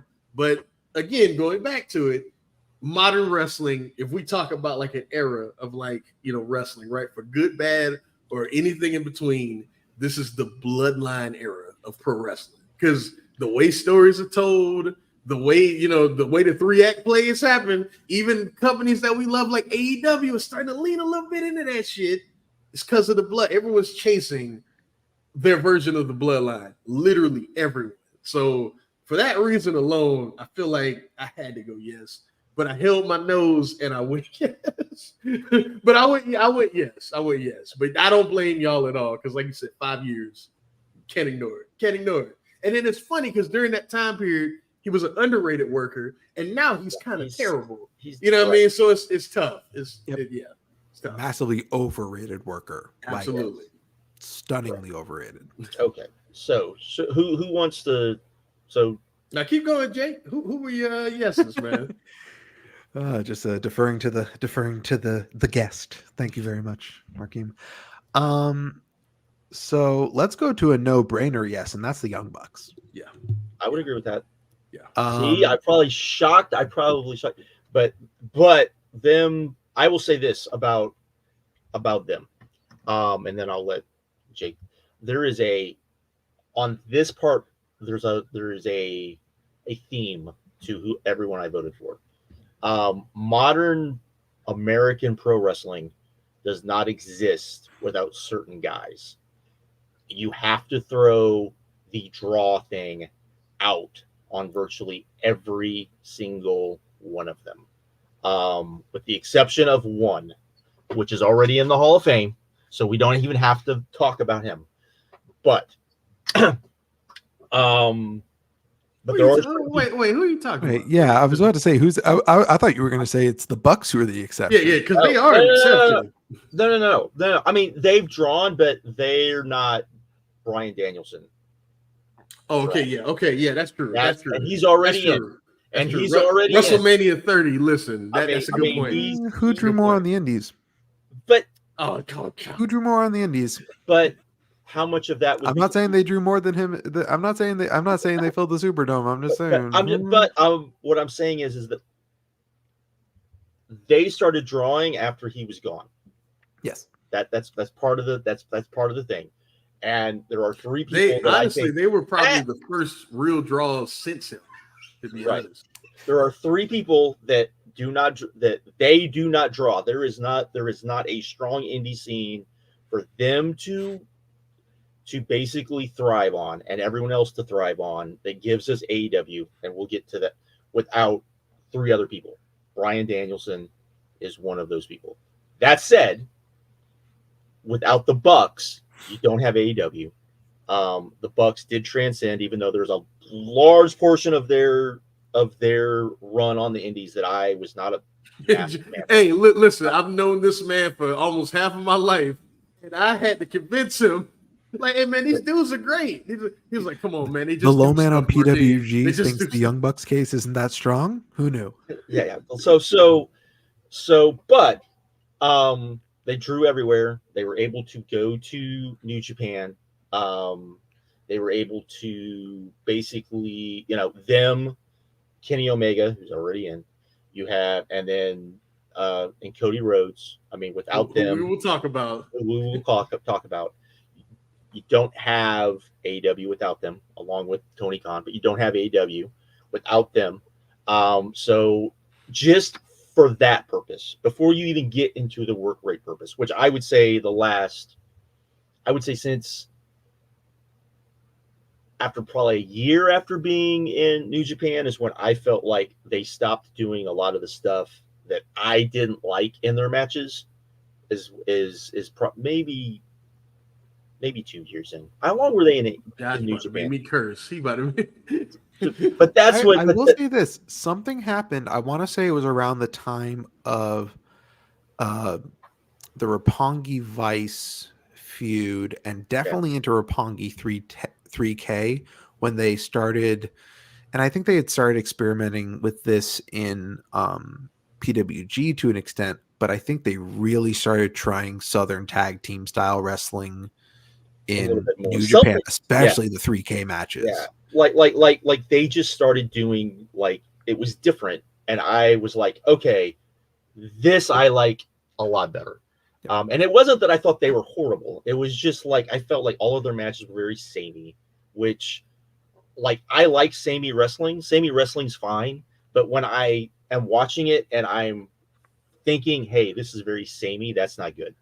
Like, I watched, I don't know how many Bret Hart matches. Bret Hart matches are very samey. Ric Flair matches, very samey. A lot of old school wrestlers, their matches are very samey. But you watch them and you don't necessarily think this is the same match I saw whenever. And that was always kind of my problem with them. And it wasn't like, oh, these guys suck. It wasn't that. It was just I didn't think they were tippy top tier. I thought they were very good. I didn't think they were tippy top tier. On top of that's crazy. That's crazy. On top of, and I'll explain why. I didn't think that. On top of the fact that what was I going to say? Now I lost my thought. Marquine, you fucked me up. But I think that you add all that, you add in just the work rate, you add in the AEW stuff, you add in the Bullet Club stuff, you add in the Elite stuff. I think that you just have to, and the fact that they were probably the biggest factor of that second incarnation of the indie boom, without a doubt, to me, yeah. So, all right, so let's break down the purpose of this Hall of Fame, right? You know how we vote, right? Historical influence, work rate, what is it? Drawability. Also, yeah. Those are like the three, right? So let's break it down real quick, because the Young Bucks to me are one of the biggest can't miss home runs in the history of this thing, right? So let's start with work rate, right? Josh just talked about how he didn't like their matches, but I think even Josh can concede that the Young Bucks was always regarded as one of the top working tag teams. No. And I said they just weren't, like, to me, they just weren't tippy top. They were top, but they weren't like tippy top. Yeah. Like look, like people regard them as one of the best of their era, one of the greatest of all time. To me, in terms of just the bell ringing, one of the 10 to 15 best tag teams ever. That's just me. And then you take that, right? Even if you disagree with that, right? Let's move to historical significance. AEW. AEW was the first competitor to the WWE since WCW in 1998. It's the first real, like, and even though they're not really a competitor, but like they're the first like big second company that we had since 1998. And to me, you can't tell the story of pro wrestling without telling the story of AEW. And the Young Bucks are directly responsible for AEW.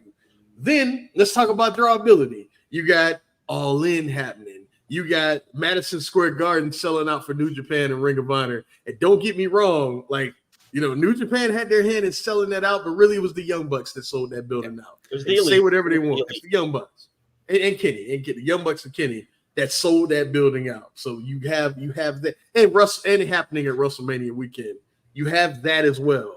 You have them pretty much being Captain Reseda. I know that means a little bit, but every time they main evented a show in Reseda, California, it was full. It was just that simple. It was full.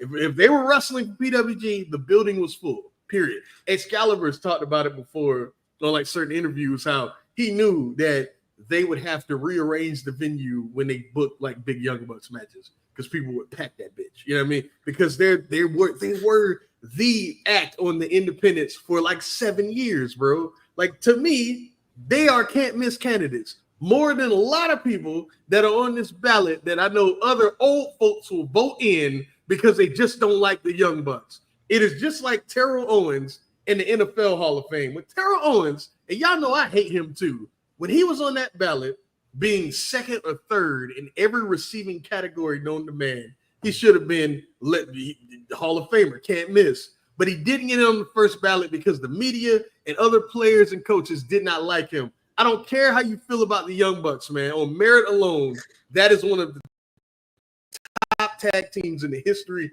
of this stupid thing that we like. They should be in the Hall of Fame. And it's a crying shame and a disgrace that Cornette and his ilk and people like that didn't vote for them. That's annoying. Go ahead. Here's another thing about that. And this is the problem I think you have with other people on this ballot too. You have an entire group, and to the point where I think there are people that I know better who will not make this point, and they really should know better, and they should be like, you know what? There's a point to this. You have a lot of people that just completely discount indie wrestling. They just will not talk about it. They don't. They're like, that doesn't count. It shouldn't count. And they do not understand the importance, or they refuse to acknowledge the importance that I would say from 2001 until the really the start of AEW, and even though that was you'd already started the downturn for indie wrestling in the United States, how important it was for that to exist and be as popular and as big as it was, even if it wasn't massive, that it was, because its footprints are everywhere in pro wrestling, including Japan, including Mexico. It's everywhere in pro wrestling. And to ignore that, to me, is just burying your head in the sand and wanting to refuse that maybe the alternative really was this like offshoot indie stuff that was struggling and wasn't TNA. And we'll get to TNA in a little bit too. And all of that. So, Josh is being mean tonight. I love it. But all of that, I think if you discount that, you discount the importance of American indies to pro wrestling today, you're not taking a full scope of what pro wrestling is, or the journey. Just think about like modern pro wrestling, right? Think about somebody like CM Punk. Imagine if he never had a big independent run and how we look at CM Punk. Just imagine if the push ever happens for CM Punk. Would he have ever been what he like? Right. Exactly. Because he would never have had that groundswell of support that he had because of the indie run. Right. Maybe he would have made it. Maybe, but it would have been a lot harder, and it would have been a very different journey. So absolutely. I am invoking Castle Doctrine on this recording.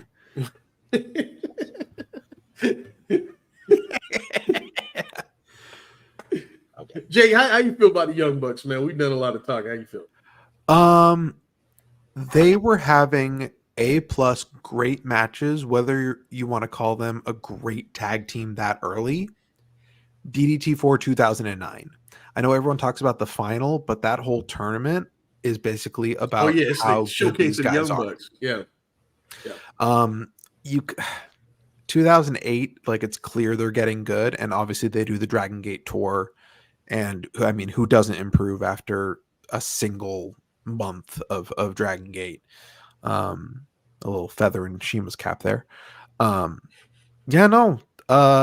If Joe Monticello says that you're one of the best Desert Island tapes out there, and this is the dude. I love Joe, and he doesn't even like the Bucks. He's not even that big on the Bucks, and he says they might be the best Desert Island tape. Yeah, man, it easily hands down, man. There are people who do not care for them, who are just like, I mean, they've been around so long that they're pretty great, and it's like, that's how good they are. Do we want to kind of knock out tag teams and then get back to the single guys? Let's do that. They don't have the drawing. They have a different kind of influence case. But they might have a better match resume. And that's the Briscoes. I would say yes. I voted. I voted the Briscoes. So did I. Yeah. And here's why. Again, I put a lot of importance on that indie scene. I put a lot of importance on it.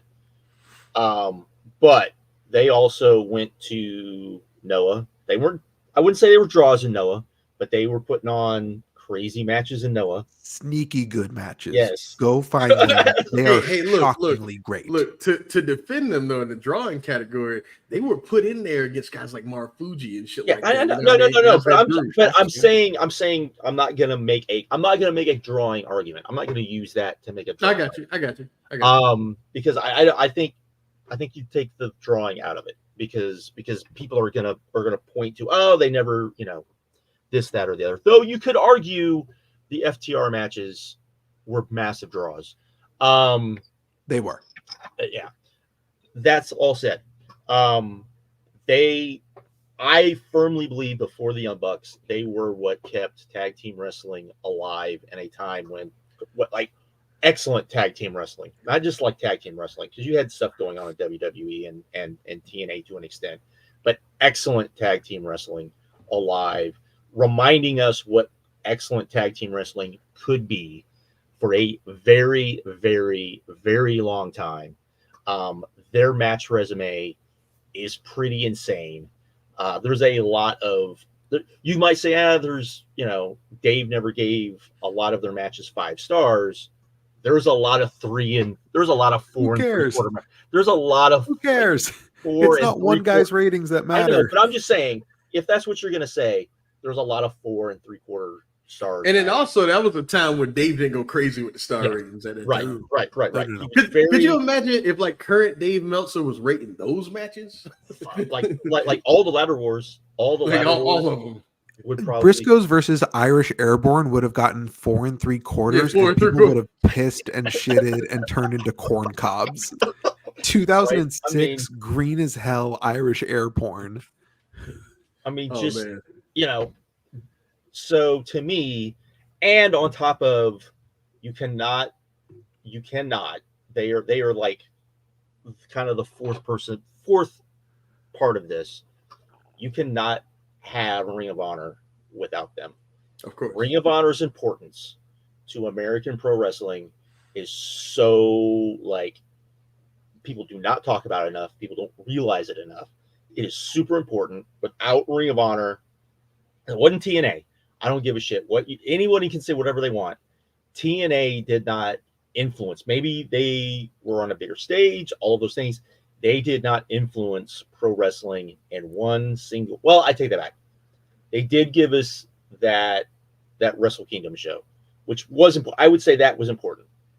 And they gave. Oh yeah, that's a good point. That's a good point. And they probably gave some of these guys a bigger stage, but they failed on that miserably, and I'll get to that later.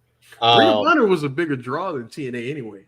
In a lot of ways, it was. So, to me, if you take the people that really helped Ring of Honor be Ring of Honor, that's super important. That's part of this. And then, like I said, I maybe one of like the greatest tag teams of all time. I have no problem in saying that. The amount of work they had with the different type of people they had, like Kenta and Morofuji, that is a different type of match than the FTR matches, which are kind of a different type of match, even though they're similar type of matches than Steen and Generico versus the Briscoes. The Briscoes versus the Young Bucks are a very different type of match than those matches. Even the Young Bucks and the Briscoes are a different type of match than the Briscoes versus like Motor City Machine Guns. Like they're different types of matches. Briscoes and American Wolves. Don't forget about that. Yeah, like all of that. Strong. Right. Like they were able to like jump in there and they delivered every time. Even when their bodies were breaking. Right. Even when their bodies were breaking down, they still were having great matches. It's unfortunate that they, as a duo, were not able to get on a bigger stage. I really feel like we're seeing with Mark what could have been, and it's so. God, could you imagine sad. if he was still here, man? Oh my God, man! So fucking just to see how much Mark has gotten over. Being Mark. Imagine both of them. And then, because Jay would be like that Jay. He wouldn't be the comedy Jay. He would be that Jay if he was on AEW. And that Jay is something else. In 2 weeks, people would be begging for a Jay Briscoe main event run. Right. No joke, and they wouldn't be wrong.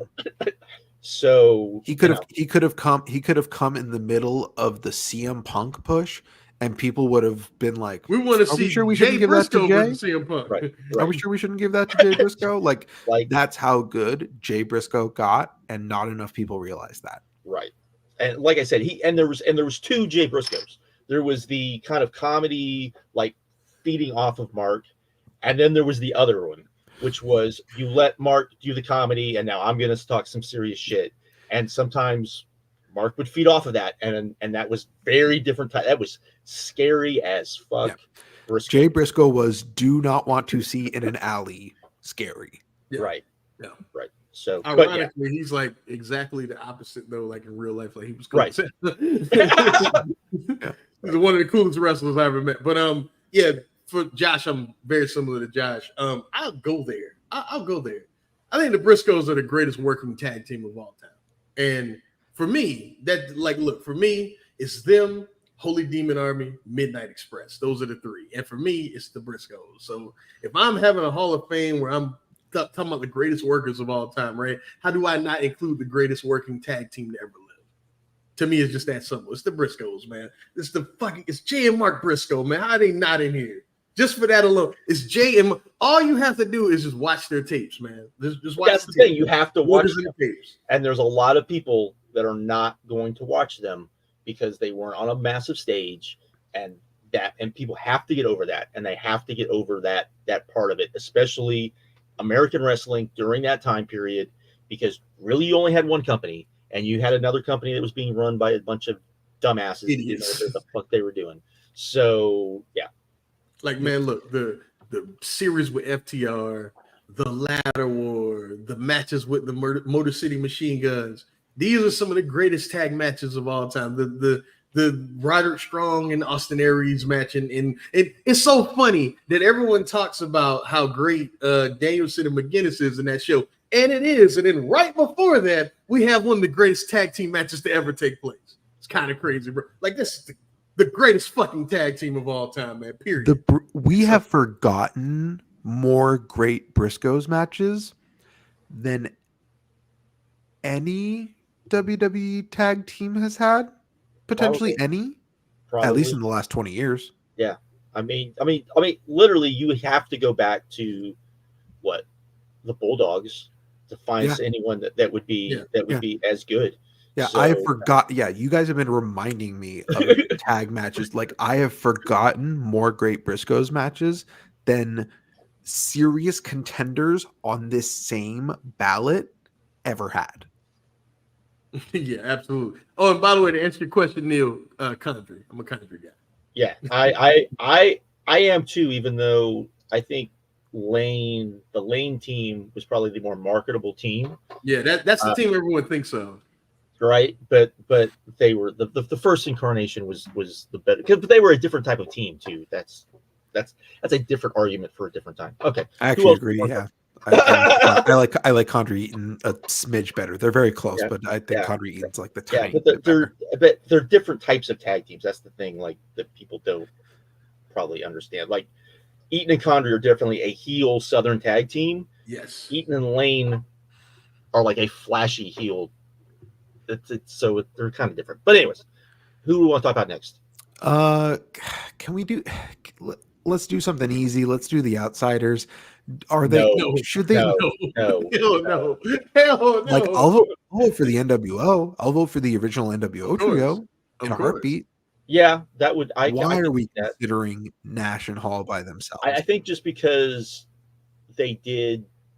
That's the turning point. I think even though the real turning point was them signing Hogan, which is just another. As much as we all hate Hogan, as much as just that shows like.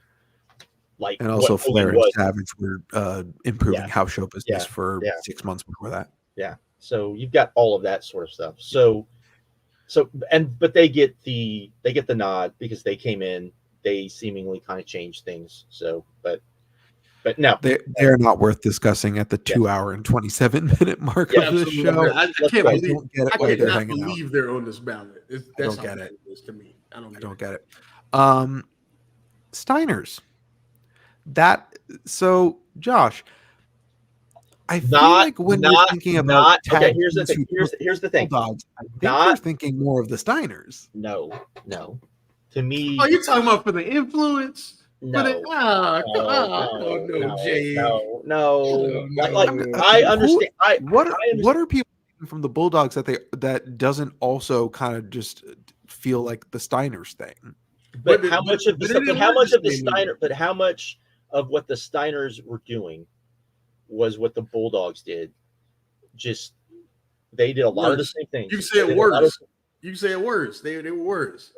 But no, I would say to me, here's the thing with the Steiners. The Steiners just, for as great as they were a great tag team. They are one of my favorite tag, especially of that time, of that small time, and that's the other thing. They were not together for a long time. Now the Bulldogs weren't either, but the Bulldogs definitely had a bigger impact in that time that they were together. The Steiners were not together for that long. That said, they did main event a lot of stuff. They are very close for me. They're just not. I should say main event. They were draws. Bulldogs main evented way more. But I would say you could say the Steiners were bigger draws though, especially in Japan. Okay. You could definitely. Okay. They were probably held in higher esteem in New Japan than the Bulldogs were in All Japan. That's not even fair. Close. I mean, and they were in big spots and all of those things. Just that would be they are very close for me. They are someone that I hate that I don't vote for. It's one of those types of things. I just can't bring myself to vote for them because I don't think they were around long enough. I don't think of them as influential. I think that what people see as influential from them, I see from the Bulldogs. That might be an age thing, just because I saw both of them like live. Like I saw both of them in their element. And to me, it was like, oh, they do a lot of they're bigger guys. They're bigger, muscular guys doing a lot of the same types of things that the Bulldogs did. That's impressive. I think Scott in particular doesn't get the credit he deserves for when he was younger, for just some of the stuff. Yeah, people just think Scott Steiner. They think goofy Scott Steiner. They don't know. Yeah, they don't like some of the stuff he could do at his size, because he was always a massive dude. I don't think even look at like his Indiana stuff. He was already pretty jacked up. Right. Like he just. I mean, part of that. I mean, you look at Rick. Rick's not a small dude either. Rick was always, I'm sure he was jacked too. I'm sure he was pumping stuff too. But you don't. That's not all of it. Some of it is genetics. It's just Scott went probably a little too far with it. But anyways. Now I love the Steiners too, but they were no for me. Yeah. The Hardys. No. I don't know. Like man. I get. I also used to be 12. I get why they're on. Get it. I get why they're on here. I was also a teenager. Like I get it for influence, but I seriously would ask: are they more influential than the Dudleys? No. That would be my Jake. No, that's fair. No, he's saying it's fair. It's not a yes, but it's not a no. Somewhere in between. Right? You're right. Like, I mean, the Dudleys probably are I would argue, had a longer run. Yes. Probably, maybe. We're better draws now. Who was coming to these shows, honestly? Like these, don't get me wrong. Like the tag matches, everyone it wasn't really like matches, but they weren't the draws. They weren't the draws. People were coming to boo the Dudleys, bro. They were coming to, and even Edge and Christian, like that was stuff that was already going on. It wasn't like there was good stuff, but the Hardys were never the straw that stir the drink. Right. Yeah. The Dudleys and Edge and Christian were much more of that. Right. And Edge and Christian I wouldn't put in that regard, because I think that they were never around long enough as a team. Like people remember them being around, but really they weren't. The Dudleys were. They were very much the other team during that period that was like what we think of as a classic tag team. I wouldn't vote for them in the Hall of Fame, but that would be whenever I think of Edge and Christian and I think of the Hardys, my first thing is would you say they have a better case than the Dudleys? My thing is no. So why are we talking about them? So I think the Hardys have, and I get the influential thing. I know they didn't draw for TNA, but they would draw on their own for like Ring of Honor and those Omega shows that they ran, which I think is more. That's true, and that's not nothing. That's a good. The Dudleys weren't an indie draw like the Hardys were able to do for a very brief period of time, but I don't know. It's like, again, should they be on the ballot? Worth talking about? Yes, but no. We can move on. Can we talk about Jeff Hardy, the solo act? Yeah, I think and that's also a no. That's also no, but I think but he's worth talking about. I mean, he is the when people say influential, that's who they're really talking about. They're not talking about the team. Even though Matt did very creative things, he's not the one they're talking about. That's the wrong kind of influence by Matt Hardy. Yeah, but I'm just saying that type of thing. So there you go. So who's next? So we can wrap up tag teams on the Usos. No. And if you vote for the Usos and not for the Briscoes and the Young Bucks, I hate you. You're delusional. I hate you. You do not understand that they have explicitly said that they borrowed from the Briscoes when they turned heel in 2016. They were explicitly borrowing from the Briscoes. They've obviously borrowed from the Young Bucks. No shit. And do you want to say they were a draw because they were part of the Bloodline storyline? Okay, I think you're wrong.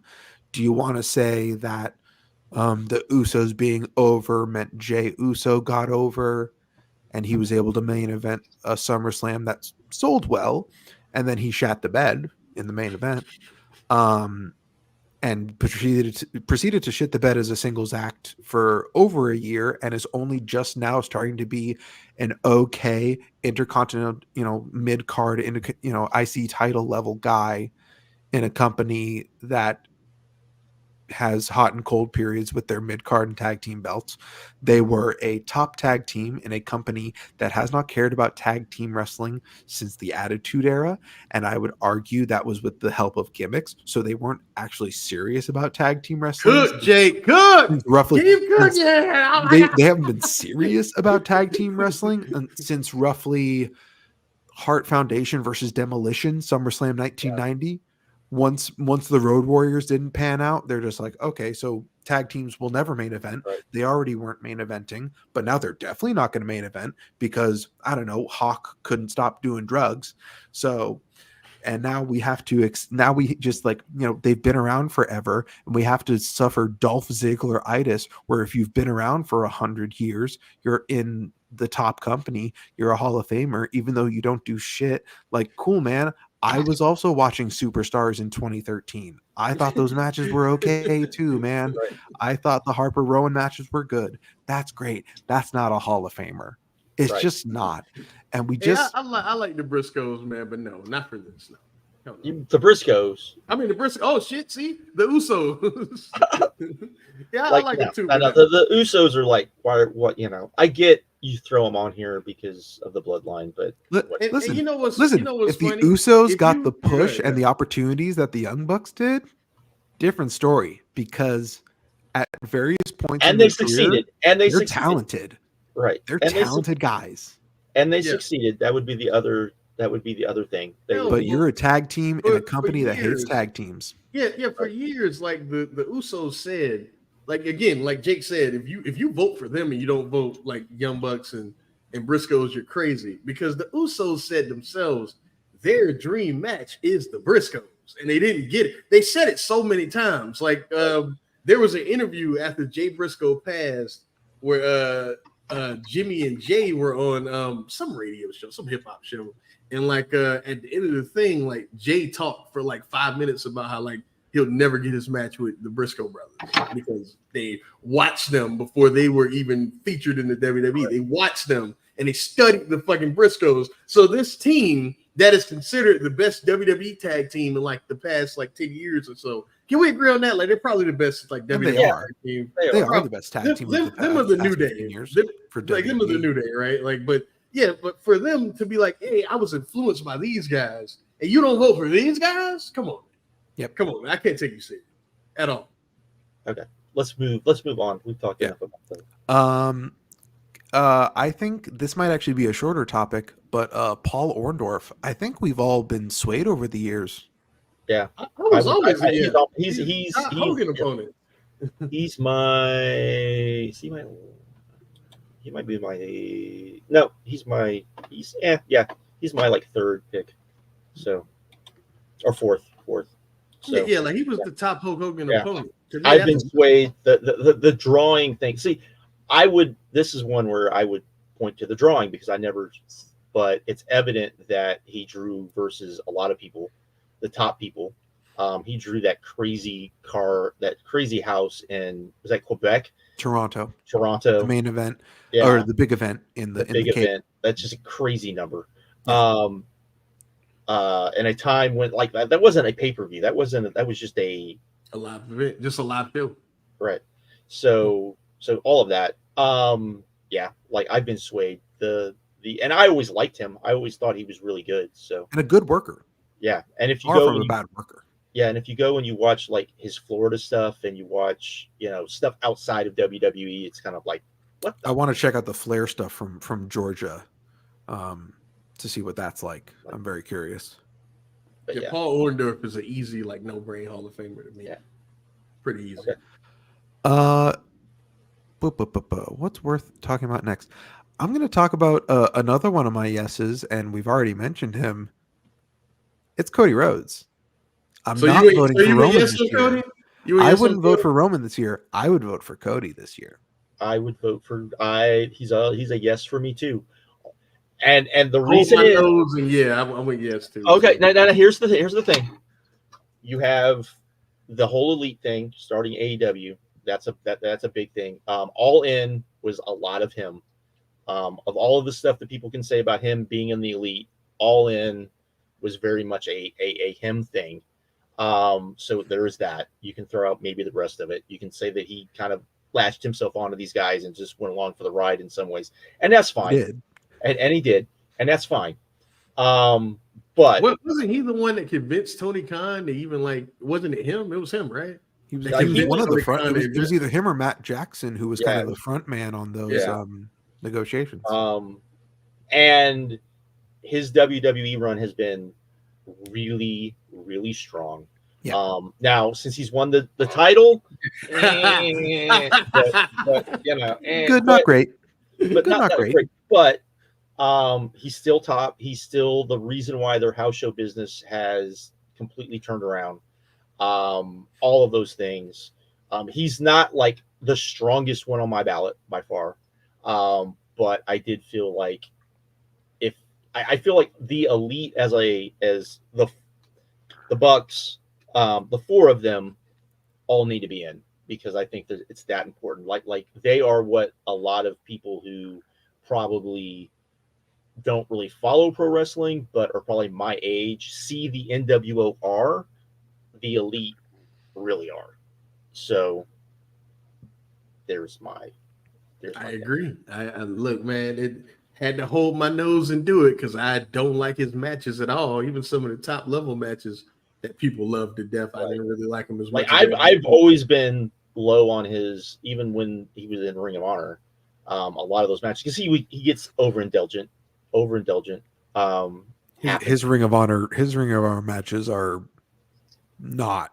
You can say terrible. You can say really terrible. Aren't. Let's do it. Terrible. They're fine. They're fine. They're good. They are matches that them long boring main events. Hell they are matches that should have been great that were fine. Yep. That's the thing. Yep. That's the thing. He had a mediocre match to crown Dalton Castle, and right. There was already a lot of things going against Dalton Castle going into 2018, right. But having a lukewarm match when you're supposed to be the star maker of that company, right?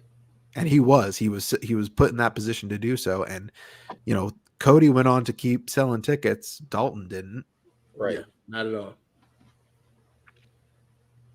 All right, Jake, who's next? No, I mean, the Cody discussions is pretty easy, huh? Yeah. Can we get this out of the way? Bray Wyatt. Let's go. Oh, man, I feel bad. I feel bad, speak man. Ill of the dead. I feel bad, man. You put Bray Wyatt on here. I would rather you put Kevin Sullivan on here. Because to me, I mean, he was. He's a non-wrestler. Yeah, non-wrestler. No. But I mean, as a wrestler, I got you. You're basically using that gimmick, anyways. So yeah. Look, RIP Wyndham Rotunda, but nah, bro. Yeah. Keep going. Adam Copeland. Nope. I'm not getting tricked. Yeah. I don't care that he juiced. I don't care that he did barbed wire. Like, that's rad. Good for you, man.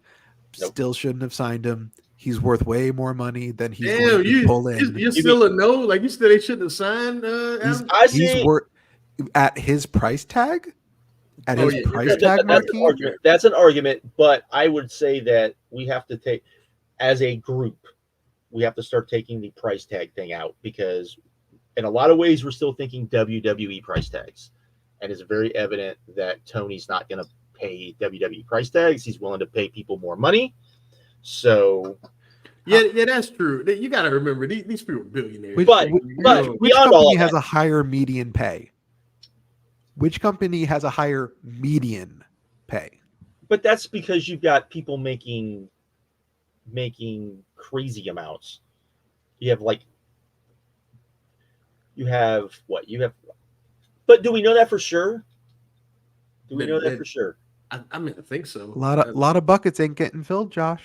Oh, a lot of buckets ain't getting filled. Only a couple buckets can get filled. Cody's bucket is full. Bucket is full. No. I think you misunderstood. What I'm saying is we have to get the mindset. Like, it's very evident that instead of paying the wrestlers 5% or 6%, whatever it is that WWE pays the wrestlers versus what they bring in,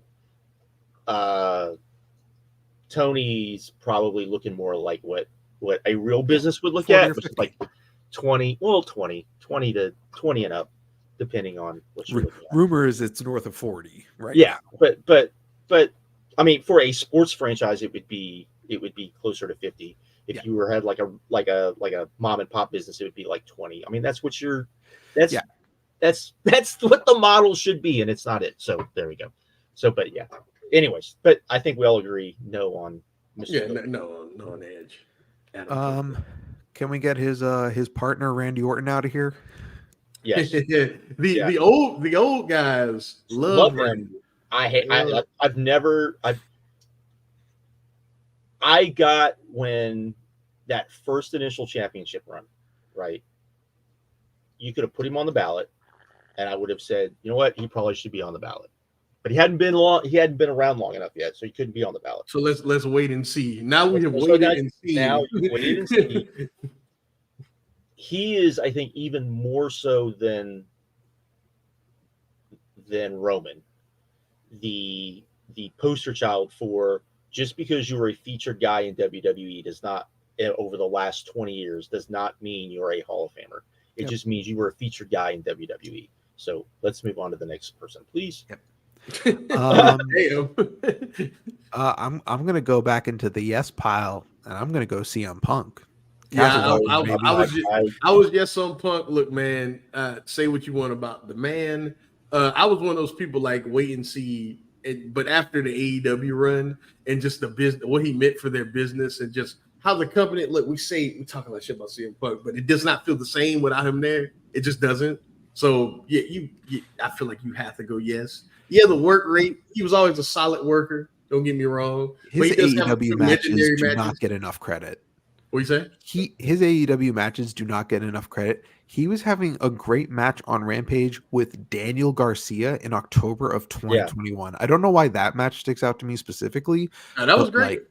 But sneaky great. Some matches were a bit overrated, but he's always been very good to great. Even though he's not that athletic. But he understood what you needed to do in the ring, which is the other part of that. Like, you can be super athletic and not have a clue what to do in the ring. And he's always been a guy, you put him in there with someone who, even if they're not seen as a great wrestler, but if they were a really good to great worker, could go out there and just put on great stuff. So, and he's very creative.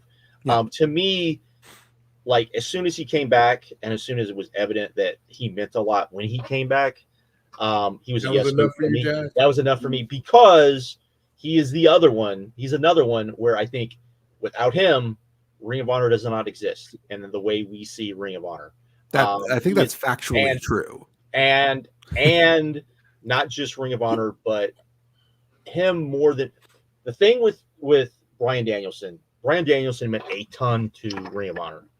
Indie wrestling as a whole, at that time. Oh, He CM meant Punk, something. 100%. He Oh my he God, meant CM something. Punk might have been the biggest star on the Indies at the time. But maybe. it was him or Joe. It was him or Joe. Were the two biggest guys. But to mean that much and to be kind of one of the guys who was definitely the foundation of that, to me is that to me is super important. That to me means a lot. So I would put him in just on that. Plus, you have the initial WWE run, which was really big. It did really big, huge. It did change things. I mean, you can there's definitely a before and after. The fact that he came in, like one of the things that people absolutely forget is that first Survivor Series that he was in when he was still in NXT. And the DX thing where he got a lot of pop in DX. And he got a as big as a pop as DX at the time, who were featured. Like this was them being featured, and basically you had HBK and Hunter having to sit there and basically acknowledge, hey, this guy is that thing. I think he's just I think he's there. So he's another home run. I mean, I have my qualms about the man, but the wrestler. We've said our shit in the Discord. Like we've certainly the done guy that. I have my issues with, but CM Punk, like Phillip Brooks, I have my issues with. CM Punk as like a Hall of Fame case, this no brainer.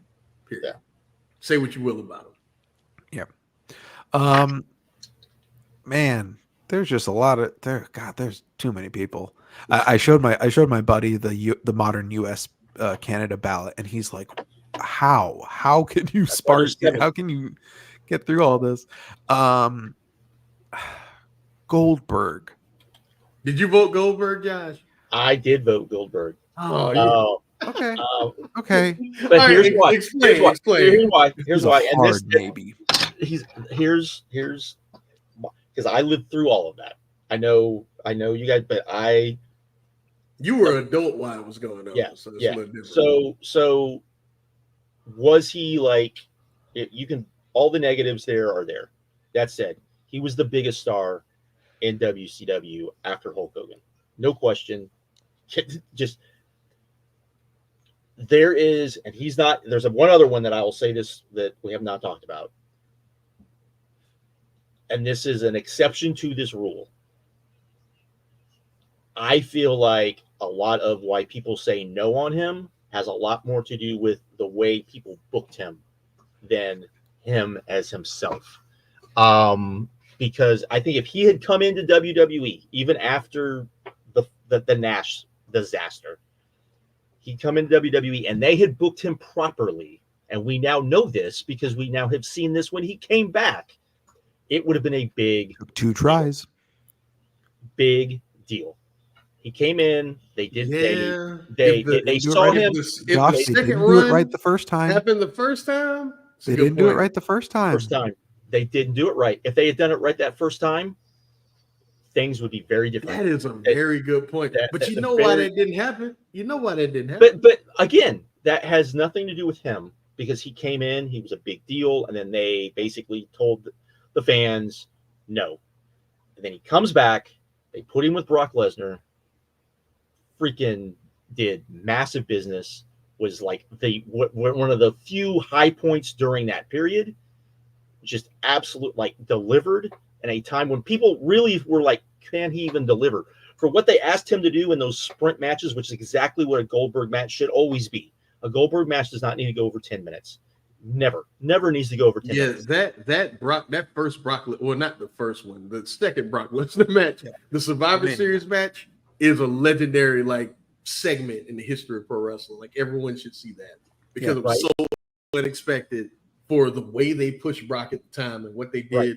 Yeah, 100%. So to me, that just shows that the span of work is not there, but the span of work is not there because he went to WWE and then did something that very few wrestlers will ever do and told them to fuck themselves because he was like, I'm better than this. I'm a bigger star than this. You guys can't see it. I can go do other things.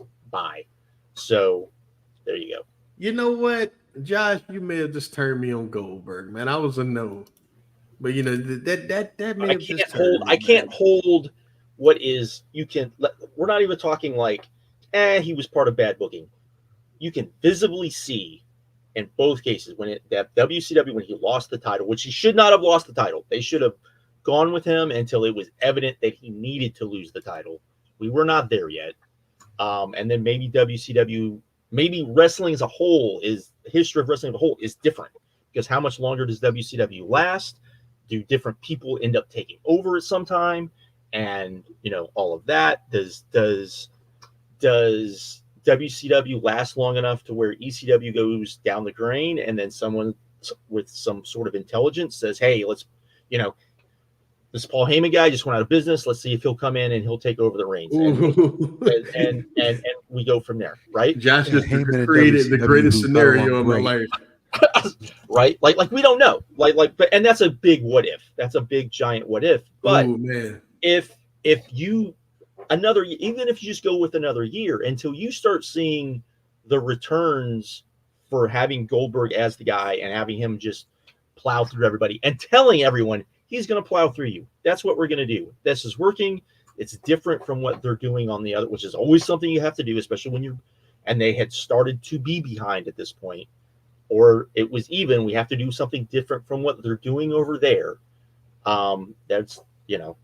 That's the even if Kevin Nash ruined his Hall of Fame case, because I'd be thinking this is a no-brainer if it wasn't for Kevin Nash ruined the case, man. Right. Son of a bitch. And then again, they come in, they goes in WWE, they put a wig on him, they treat him as a clown, they try to make him WWE-ish instead of just making him the force of nature that is Goldberg. So yeah, I'm good. So Josh, were you a yes on Goldberg, Jake? Josh, everything you said was correct, but we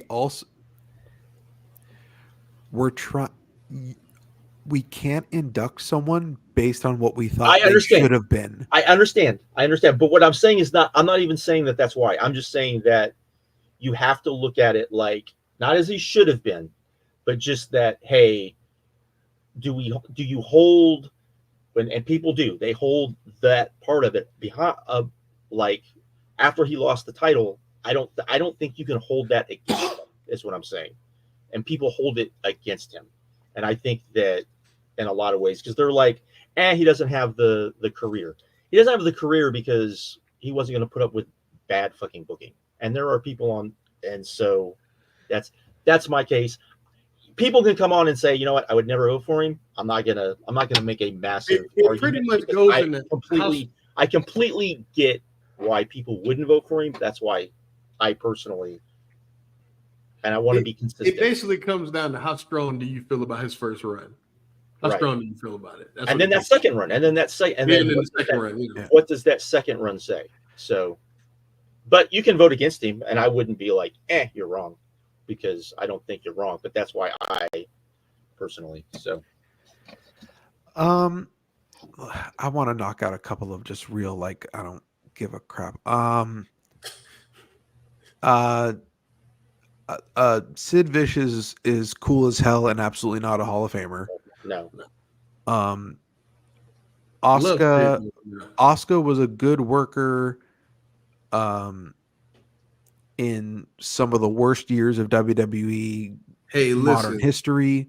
Jake, if she stayed in Japan, we can have a conversation. That's how I feel. But she left.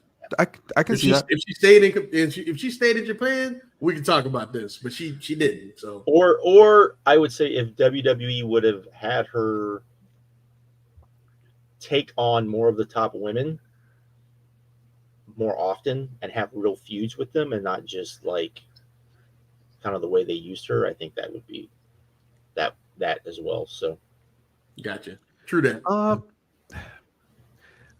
I got four guys. Becky Lynch peaked very high very shortly. What y'all think? I wouldn't vote for her, but I get it. She definitely of the women that are on, right, because the women that are on here, I don't want to say that and then me say somebody that's on here that I'm like, nah. I think she's the strongest case of the women on here. And I would argue she's probably one of the on the entire ballot. She's probably one of the strongest cases, but that has a lot to do with just the state of women's wrestling. But so her being on here, I don't think is bad at all. I think with a lot of these modern WWE people, you kind of have to like throw out like the drawing and stuff like that. Unless they make like but with her, I think it's different. With her, I think it's different because she kind of did. She wasn't supposed to be the one. Yeah, that's what I was going to say. Like she's the exception because being the one. So she bucked the trend of like the brand being bigger than the wrestler. So like if you want to throw her out there, that's cool. So I don't mind. She's a no for me, but it depends on how you feel about that big run that she had. How strong you feel. 2019, a famously good business year for WWE. Right. Yeah, exactly. like I wouldn't vote for her, but I completely understand why she's on the ballot. Completely understand why if she had another run like that, then I probably would vote for her. How sad is it that she has like the second strongest case behind June Byers?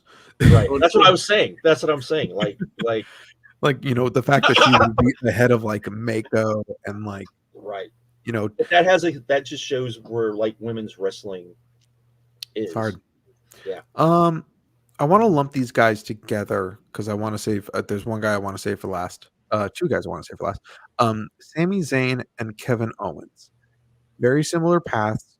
Huge with fans like us because I feel like they were around for like the discourse era, right? And particularly the YouTube discourse era. Oh yeah, because they peaked, or I should say they got pushed just in time for ROH pay-per-views.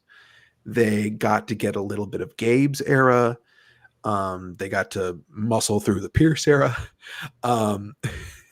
They thrived to varying extents in the Delirious era.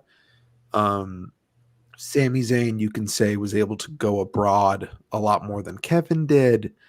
But Kevin meant that was by choice, though. That was by choice. KO didn't want to go overseas. Yeah, like he talked about it. That was by choice.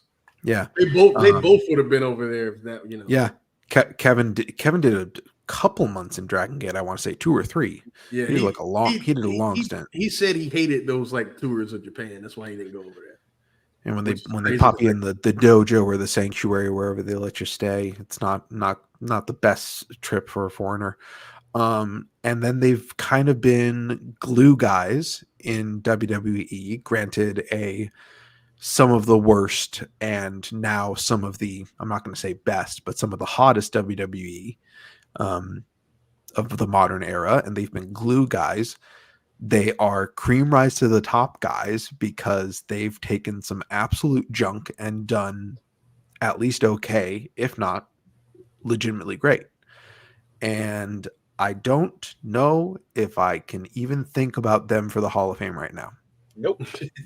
Like KO probably has the better case singularly, but still not I like you can put him on the ballot, he'd drop off, no one's gonna care. I don't think it's not. I think Sammy peaks higher with the if you want to say like the absolute singular peak, that Elimination Chamber house in Montreal in February 2023. But he's been such a nothing like before and kind of after. And after. They gave them that night one main event at the 2023 WrestleMania weekend, and then proceeded to kind of they totally beefed the tag title booking after that. They see him particularly in a certain level. Particularly. I think Kevin does better because he's better on the mic and has a little bit more intensity. And I think there's something about him that Hunter likes. I don't know what it is. They feel like Hall of Famers. They feel like it. To fans like us, absolutely. I mean, to me, in my personal Hall of Fame, El Generico is definitely like 100%. I wouldn't even say them as a tag team because I think they were around, but I think the peak of them being like what you would say their Hall of Fame case as a tag team was kind of short, really. True. So yeah, I just they're individual cases, they're tag team cases, they're flawed. Yeah, they're just not there. God, Which but stinks in because I my love them. personal like favorite workers though, they're both Both of them. Yeah. Both of them. Second to last, let's knock out Samoa Joe. Okay. Yes. Joe is a yes. And I know that's someone that I know voting yes would probably anger some people. We're doing it again, boys. We are going to we're gonna be like, hey, I know they treated them bad, but if they did it this way, that's all. No. I don't even care about that. I don't even care about that. That's part of it. Part of it is this: people hold the TNA run against Joe. You have to the TNA run to me. If you hold that against him, you're blaming the wrong. You're not seeing the whole picture. He is number 3 of my Bryan Danielson, CM Punk, Samoa Joe have to be in because they are the foundation of Ring of Honor. I understand that if you go and of what we consider modern wrestling because of Ring of Honor, because of the indie scene that came out of it. I understand people will go, hey, you can go back farther than that. You can go back to Red. You can go back to Homicide. You can go back to Reckless Youth. You can go back to Mike Quackenbush. Here's the thing. If you want to do that. Here's the thing with all of those guys, and I would not throw Loki is his own worst problem. With the guys before Ring of Honor, before the indie boom, right? Those guys all had a chance if they were what everybody hopes they would have been of being on TV in a time when it would have been much easier to be on TV, and none of them were. So that's my thing with if you want to talk about that, and that's why I would not go that far back. That said, there was a definite jump in like indie wrestling. We talked about like CM Punk was a big part of like as a whole. So was Samoa Joe. You can't have what Ring of Honor was and became, and then from that, AEW. Ring of Honor directly translates to AEW. I don't care if people want to argue that. I will never not think that. Unless someone shows me on that this is why that is not true, because that's just not true. AEW is what everyone felt Ring of Honor could be if they were given the chance. You cannot have that without those 3 guys. I cannot, in good shape, and then vote for Goldberg on top of it, because like what you said, I think his case is somewhat similar to Goldberg's too, and that as well.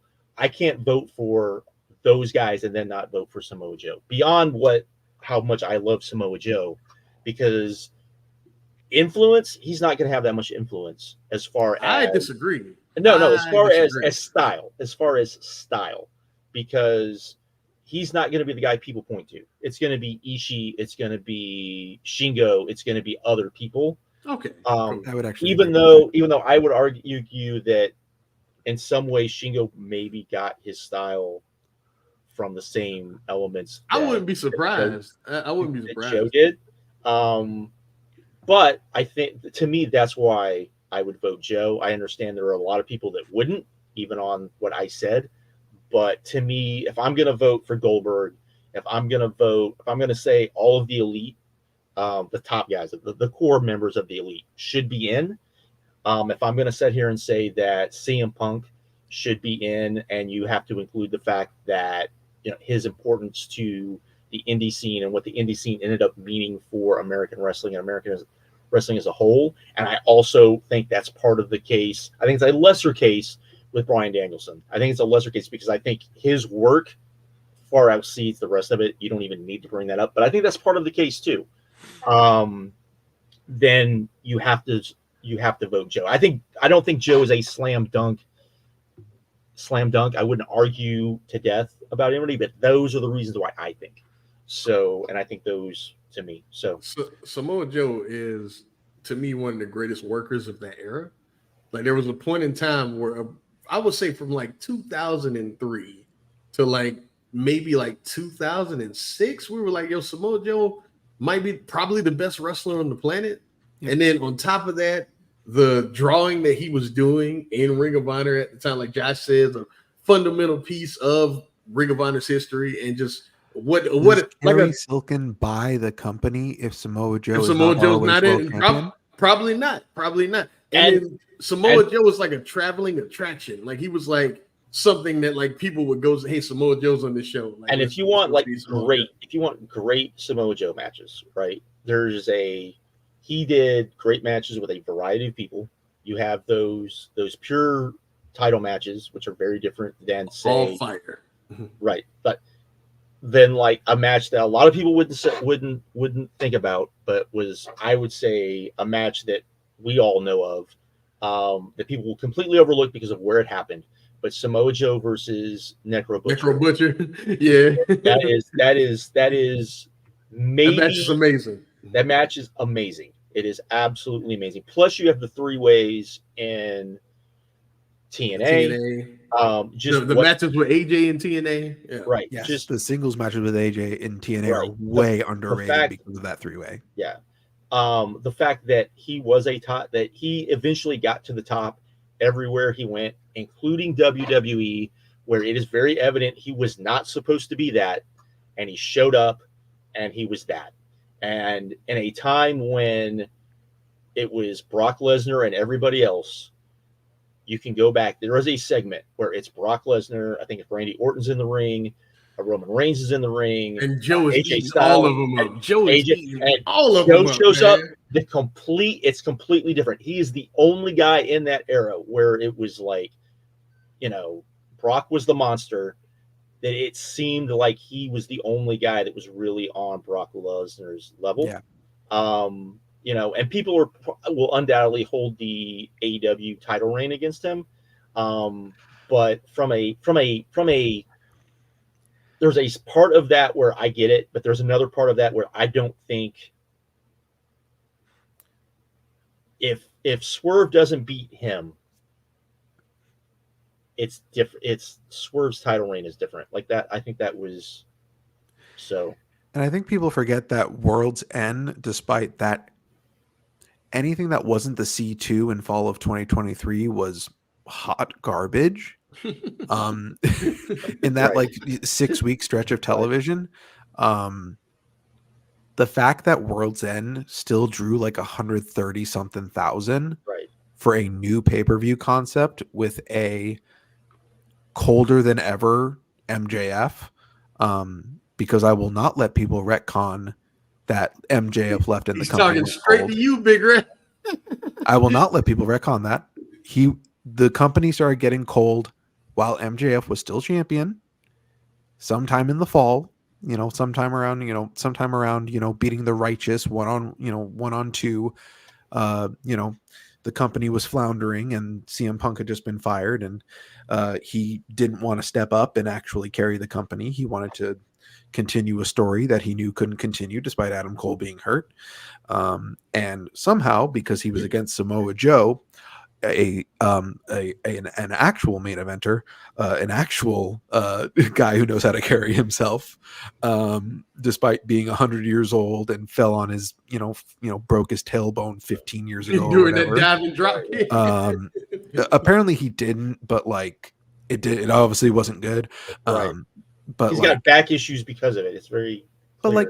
But like, does World End sell if like it's somebody else? Does it sell solely because people think that the devil angle is going to pay off? Like maybe, I don't know. But not for 130,000 people. Yeah, maybe for 95,000 people. Right. So where those extra 30 come from? Maybe. Yeah.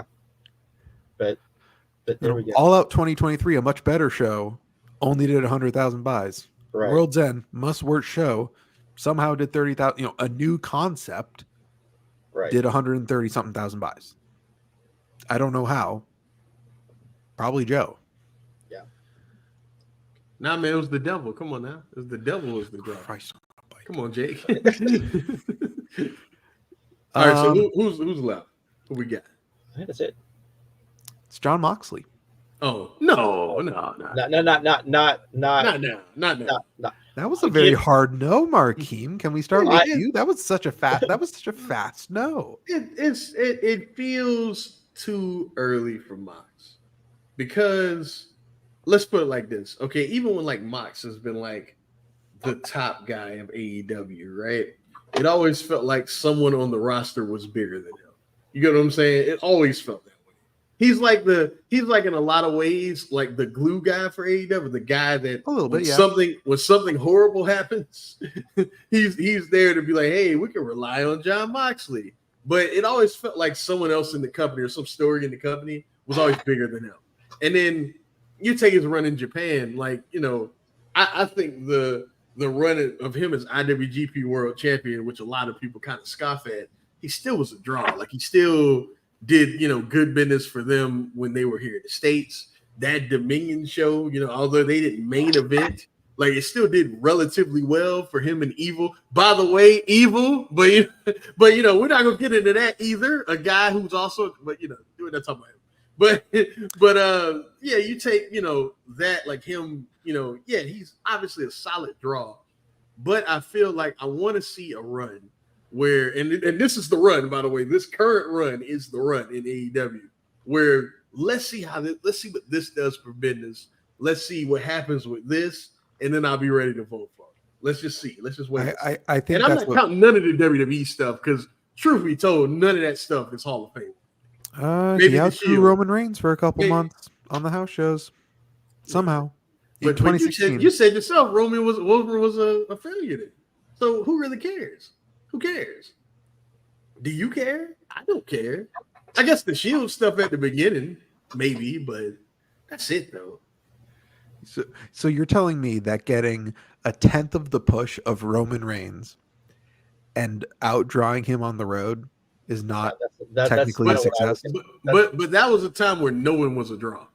Nobody was a draw. But he's a draw relative to his push. Yeah, cool, of course. But how much of that was the fans wanting him to be the guy? And look, I get it. I'm just saying that nobody from that era is not. Mine is a no right now. I will probably vote for him again. It'll probably be like Roman next year.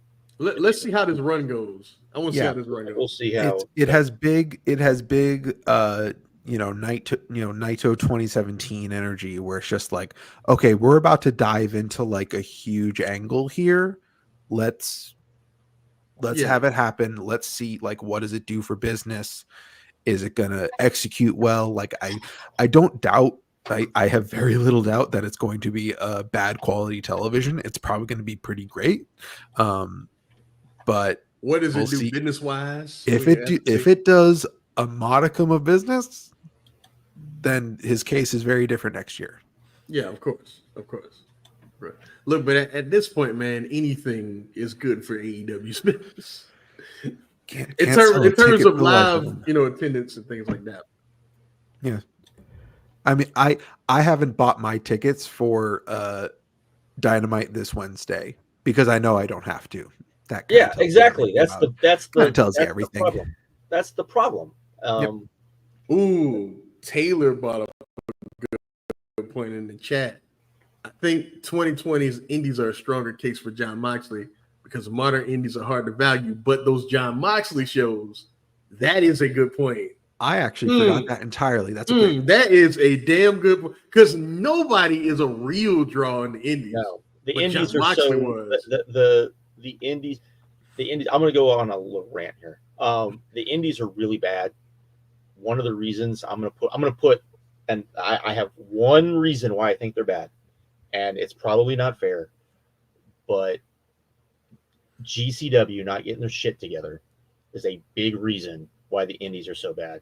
It is a massive reason. I know they probably don't want to hear that. I'm sure they're like, there's other people. Look, we know there's talent there because there are a few good indies that continually put on good shows.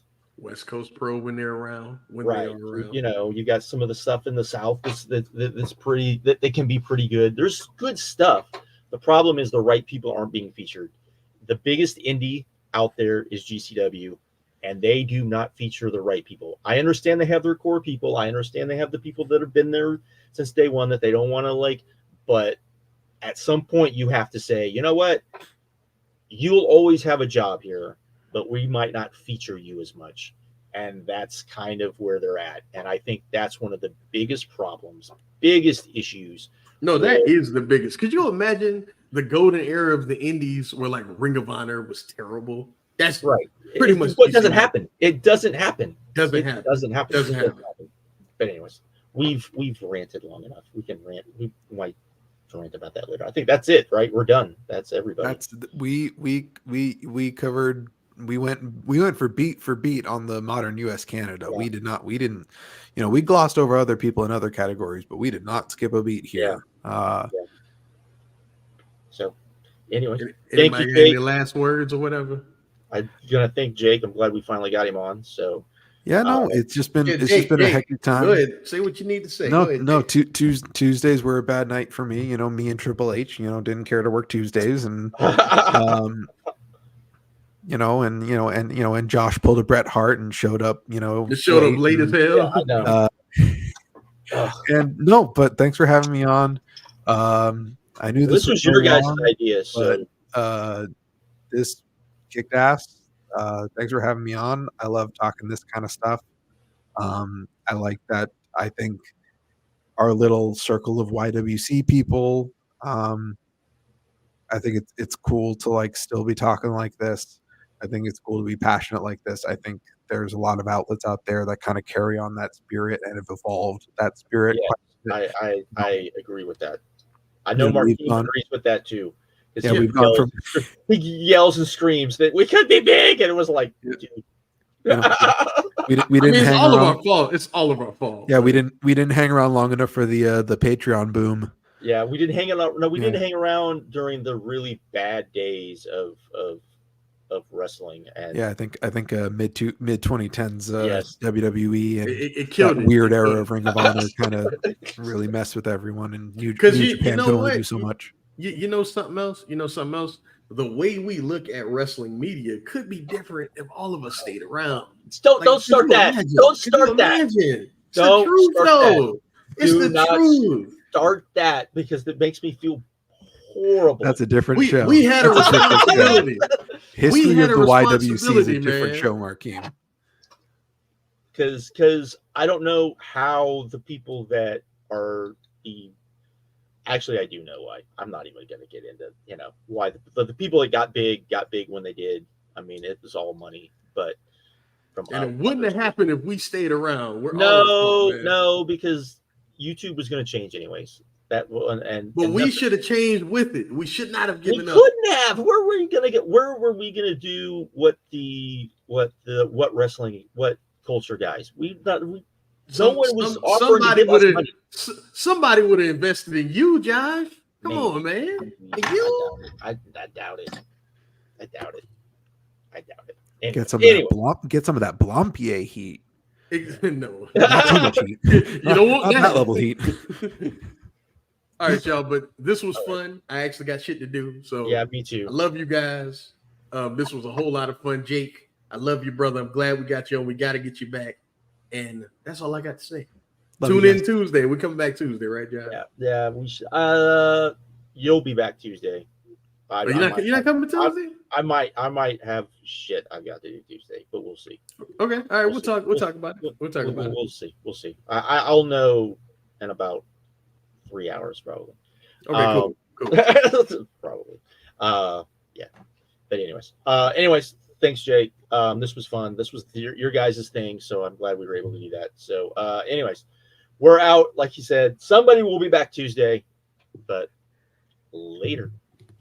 No. That's right. Hold the pose, Jake. Hold it. Hold it. Because I hit the wrong button. We're still live. This is weird. We're still, yeah. Come on, Jake. Don't move, Jake. Don't move. This is being like slow.